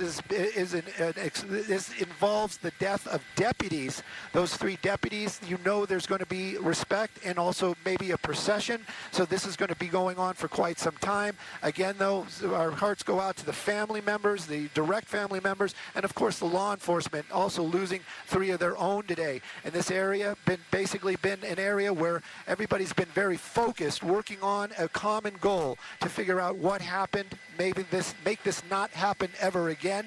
And then, of course, also grief over the loss of those 3 deputies. I'm not sure if you guys are in the other studio as of yet, but if you are, please let me know. Yes. Otherwise, I'm just going to keep on. Okay, you guys are there. Sorry, I didn't know, but please go on and take it from here. Yes, you were first on the scene overhead as this happened, 7:30 this morning. We heard all the commotion in the newsroom when you got the initial call, Stu. And then as this played out, I mean, you know firsthand, there was that temporary flight restriction overhead because of the sensitive nature of this involving 3 deputies at the time. We didn't know how many people were impacted by the explosion that took place, and clearly this was such a sensitive situation, a tragic one indeed. You were on top of it, though, right away when the news broke earlier this morning. So you have been there flying overhead, showing us these shots, and obviously paying very close attention to the sensitivity and the nature of this, not showing the repercussions of that tragedy and the explosion there, being very sensitive to the location of where the explosion detonated. So we want to be mindful of that there are restrictions in place. We want to be sensitive to the nature of this and, of course, the investigation as it plays out, as we pay our respects, of course, to the law enforcement officials who have been impacted by all of this. But you can see just how much personnel, as you've been mentioning, Stu, have responded to the scene and to this tragedy right there. We're talking all the way up from the federal, state, and local divisions of law enforcement as they support each other and come together in a unified command to respond to what exactly happened here. And we're hoping to get more answers in just under 10 minutes. As you were mentioning, we are waiting a press conference at 11:45. That's going to be taking place. We have Christina Gonzalez there on the ground to tell us what exactly is happening and playing out, as sheriff deputies are expected to make their first official statement as to what exactly played out and what happened this morning. You know, as we try to get answers, the answers are limited, but there's more and more questions. This is how it goes with incidents like this. And we have to keep in mind that since this occurred right before 7:30 this morning at 7:25, since then, the 3 individuals, the 3 deputies who lost their lives are still there at this location, right?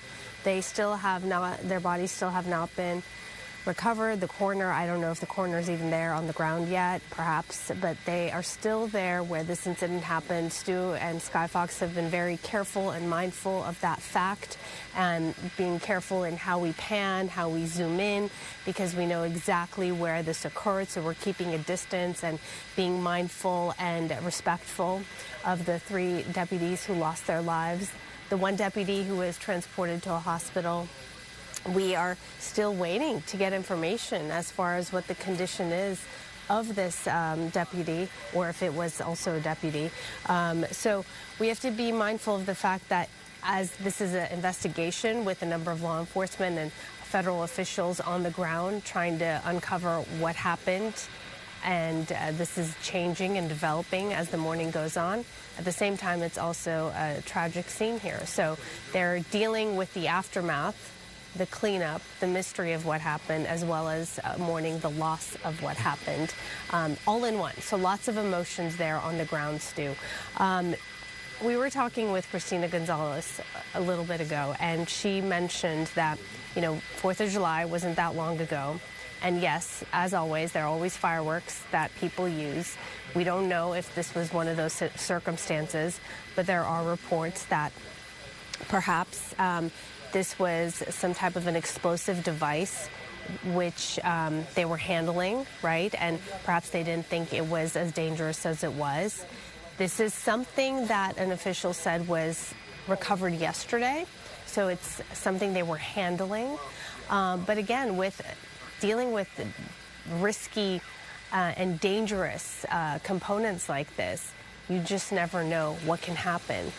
Highly trained people obviously work under these circumstances. This is a highly trained facility. They take every precaution necessary and possible, but it could have perhaps been something where they didn't think it was dangerous. And as we talk to some retired federal law enforcement officials and law enforcement officials with experience in handling these dangerous explosives, we do know that, of course, as you were mentioning, they're highly trained, as well as very mindful of the fact that any type of explosive material they're handling could be unstable, could be volatile. You don't know the shape it's in, especially if it's an evidentiary material, something they got from a scene somewhere else that you don't know how it was stored or kept, or what kind of elements it was enduring. So clearly all of those questions, or how old it is. That's right. And hopefully we'll learn more in just a few minutes. Let's go to Mario, who is on the ground there around the perimeter of the facility. Mario?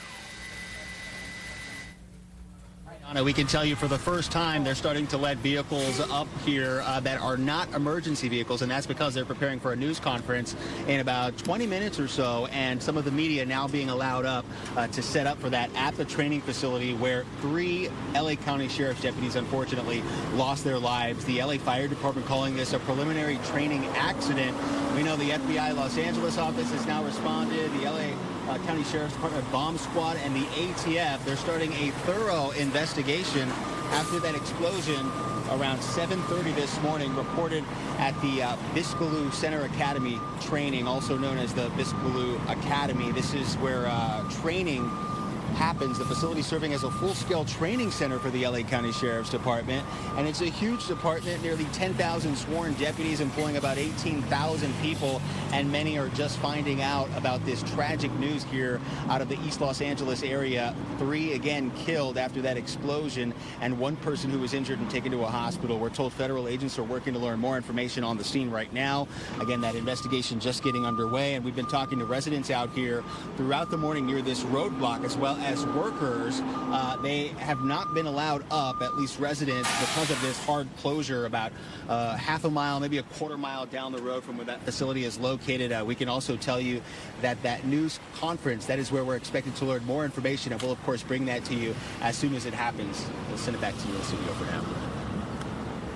All right, Mario, we appreciate you being out there this morning and providing as much information as you can and speaking to people there who work in the area or live in the area. And we did hear some people describing what sounded like a really deep, loud explosion at this. Reverberated. Yes, there was this like echoing type of a thing. But we also heard from people who work in the area but work in very loud facilities, and so they're used to obviously being in a training, near a training camp, and they're used to hearing noise, so perhaps it didn't quite register with them. But they did say that this was unusual. It was not the normal sounds that they hear from the facility as those officers train. So it was kind of eye-opening for some who heard it and felt it, who were living nearby. Caught their attention, that's for sure. All right, let's go to Christina Gonzalez right now. She's there waiting for this news conference to begin shortly. Actually, any minute now, right, Christina? Yeah, as a matter of fact, we understand. And if you can take the mix minus out of my ear, please. But what we have is we're being told that the sheriff himself will be the only one speaking here today. As a matter of fact, let me get out of the way because I believe we are beginning to get some of the brass arriving. He's going to have quite a few people with him, but he is going to be the only one speaking.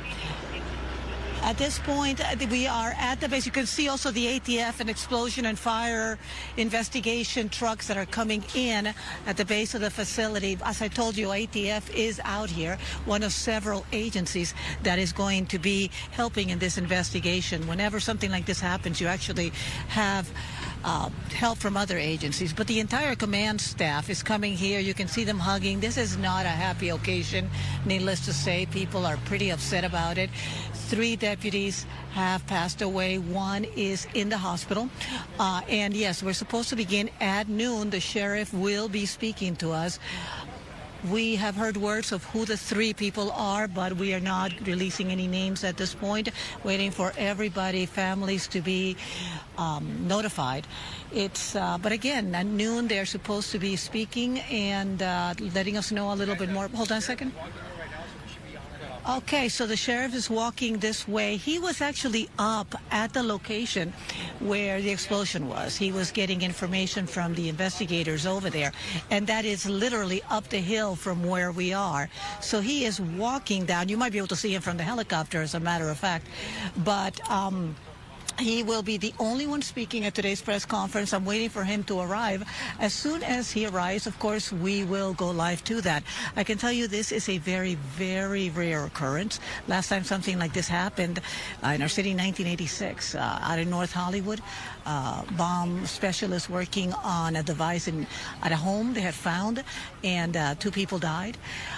Since then, they made a lot of changes, and you've seen a lot of the times when we respond to these things, they actually have robots, and they have x-rays that those robots take to make sure that anything they're working on is rendered safe. We didn't see any of that here, which seems to indicate, at least preliminarily, is that they were transporting something that they thought was safe. But again, we don't know. But here is the sheriff. He is walking up. And I'm going to get out of the way. Let's see if he starts talking and what he tells us. You can see them all hugging one another, though, before. This is really hard for them. It really, really difficult. He is first walking over to talk, to say hello to some of the other people who have been here. This is the command staff of the Sheriff's Department. And LAPD is showing up. That's the chief to show his condolences.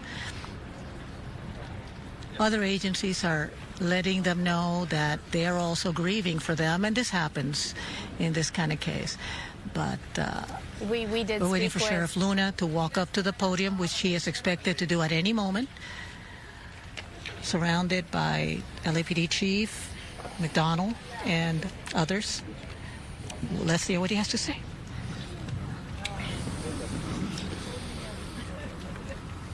We're ready for you, Sheriff. Thank you.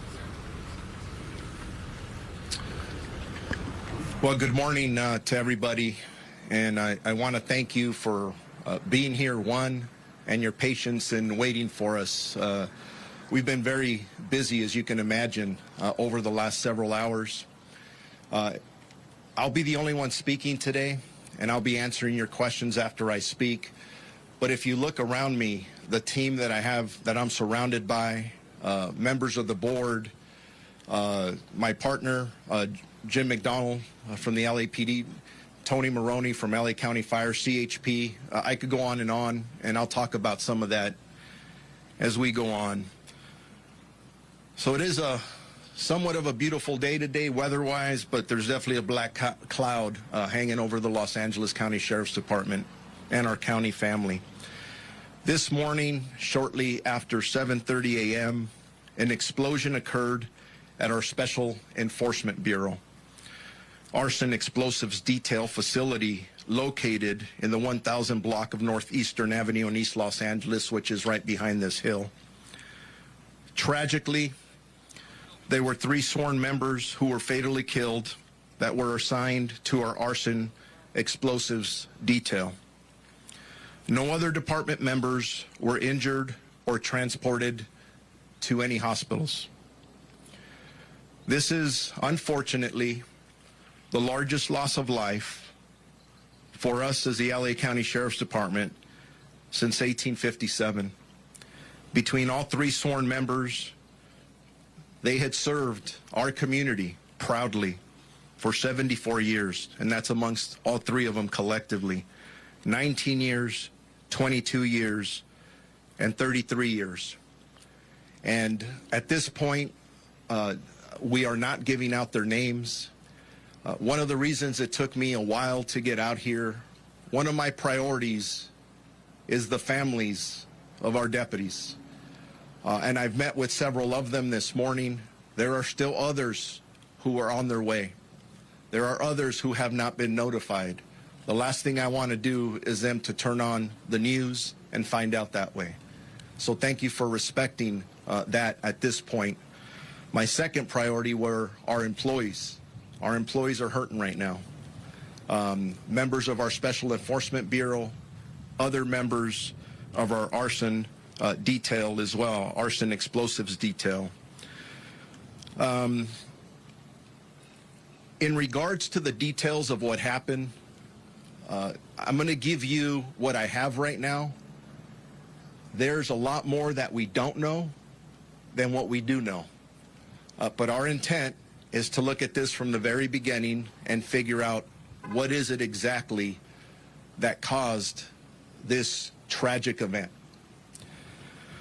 Currently, our homicide detectives are on scene, and they are investigating the deaths that are we are being assisted by the Federal Bureau of Investigation, who are investigating the post-blast portion of this incident. You have seen other vehicles other than FBI. You've seen the ATF here. They will be assisting the FBI as well. I am very grateful to the bomb squad of the Los Angeles Police Department. And I mentioned Chief Jim McDonald standing behind me here. They immediately came out to assist after this explosion occurred to render the devices safe. And just so all of you know, they were just rendered safe within the last minutes, right before we walked out here. So it was still an active scene. It wasn't stable, and definitely a very active crime scene as we go forward. At this time, we do not know the cause of the explosion. However, the specific area has been closed off due to the ongoing investigation. We believe there is no threat to this community. Actually, I could tell you there is no threat to this community. This is an isolated incident. And again, no threats. We have road closures, Eastern Boulevard between Blatchard Street and Lotta Drive. And again, I do want to thank all of our local partners, our local elected officials that are here to help us get through this very difficult time. We have our Psychological Services Bureau personnel on scene that are assisting our employees at this moment, along with peer counseling and chaplain services. And as I said earlier, I have met with 2 of the 3 families thus far. And as you can imagine, those were extremely challenging conversations. So anyways, ready for questions.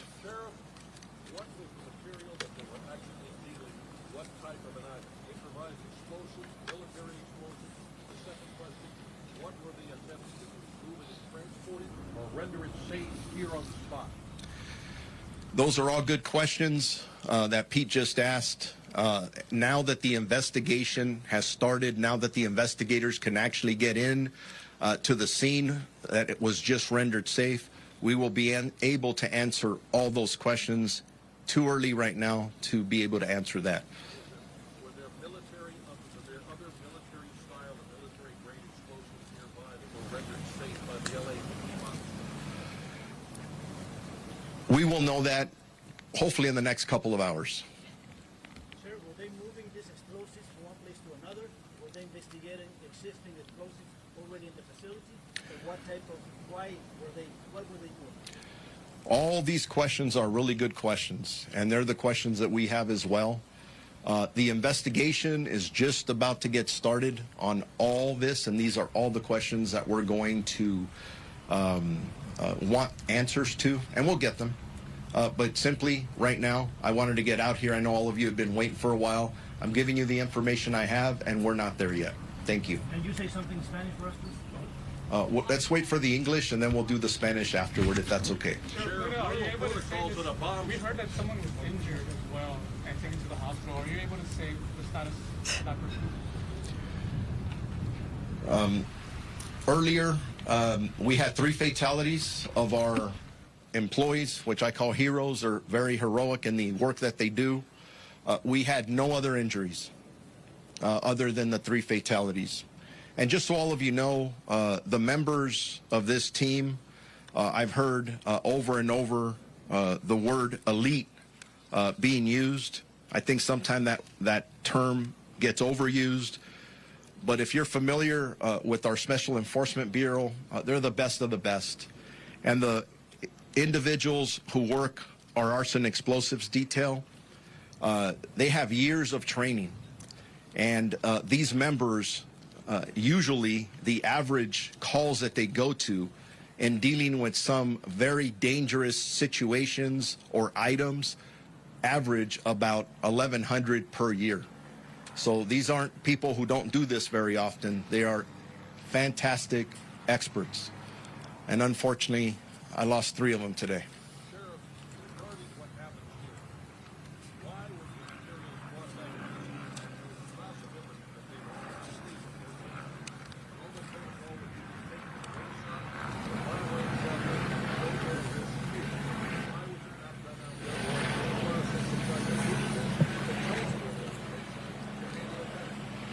Those are all questions, Pete, that we're going to get to.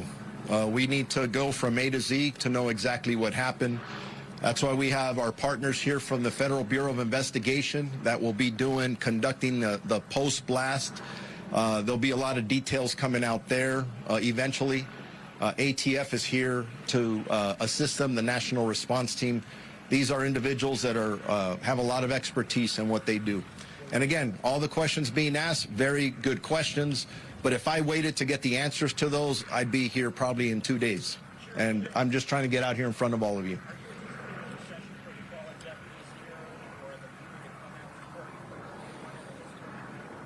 The question is, are we anticipating a procession for our 3 heroic deputies who passed away? And the answer to that is yes. There will be a procession. I don't have any specific information on that, but it'll happen the next several hours.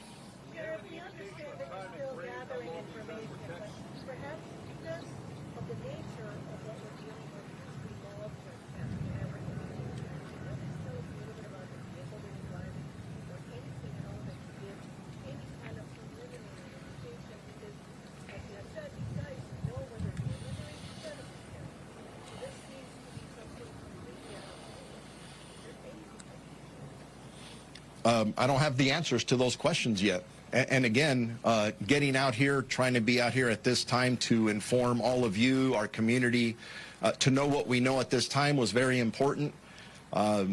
Again, all of you are amazing. You're asking very important questions, and we're going to get the answers, I think, to, if not everything, to most of them, but we just simply don't have that information at this time.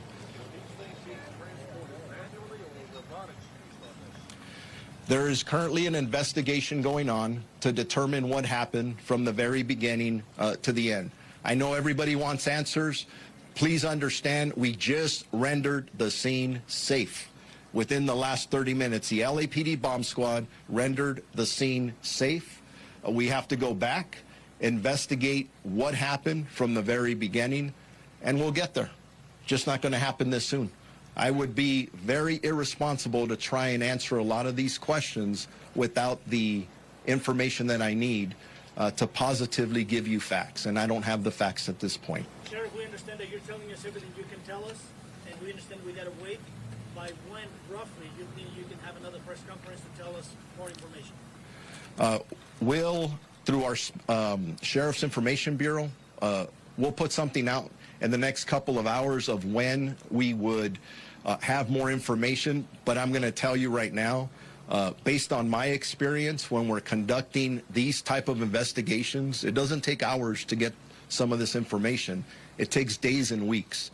We do not rush this investigation. We want to make sure that we're extremely thorough. Ladies and gentlemen, we lost 3 lives, and we want to make sure we know what happened. We don't want to repeat for this. And again, all the questions that are being asked are very legitimate. There are other law enforcement agencies who have bomb techs, not only around the country, around the world, that want to know what happened here. So we want to make sure that no one else, we don't repeat this, right? So thorough investigation will be done by multiple agencies, and we'll get back to you about it. It sounds like everything is repeat questions about the incident. I can't answer any of those right now because we don't have those facts yet. So with that, thank you all, and then we'll keep you updated on any progress on anything else. Appreciate each and every one of you. God bless you. All right, you have been listening there to Sheriff Robert Luna. talking about what happened, and he said something really important. He said, up until the point I came out here to have this press conference, the scene was still very much an active scene. Yeah, they just rendered it safe minutes before that press conference. And interesting to note, this is the largest loss of life for the department since 1857. And the combined experience of those who were lost in this 73 years. So these were professionals who were seasoned and trained, and unfortunately this tragic accident happened. So at least 3 deputies we can confirm lost their lives during this incident when they were handling some kind of an explosive device and the blast occurred. This was just before 7:30 this morning. We have been covering this incident since we got word of it. Our hearts, our thoughts, of course, not only go out to the department and the community because it's a big loss, but also to the friends and family. And the sheriff did mention he did just speak with two families who lost someone. So it's definitely, there's a dark cloud over Los Angeles this morning. That's right. And of course, this is just all going to play out in the next few hours or so as the investigation gets underway. Very few answers he was giving in terms of what exactly happened at 7:30 this morning in terms of the detonation and how it all unfolded. But of course, we're going to stay on top of this and follow the procession for those fallen deputies throughout the day. For now, let's bring you back to regular programming, but stay tuned to Fox 11 later this evening.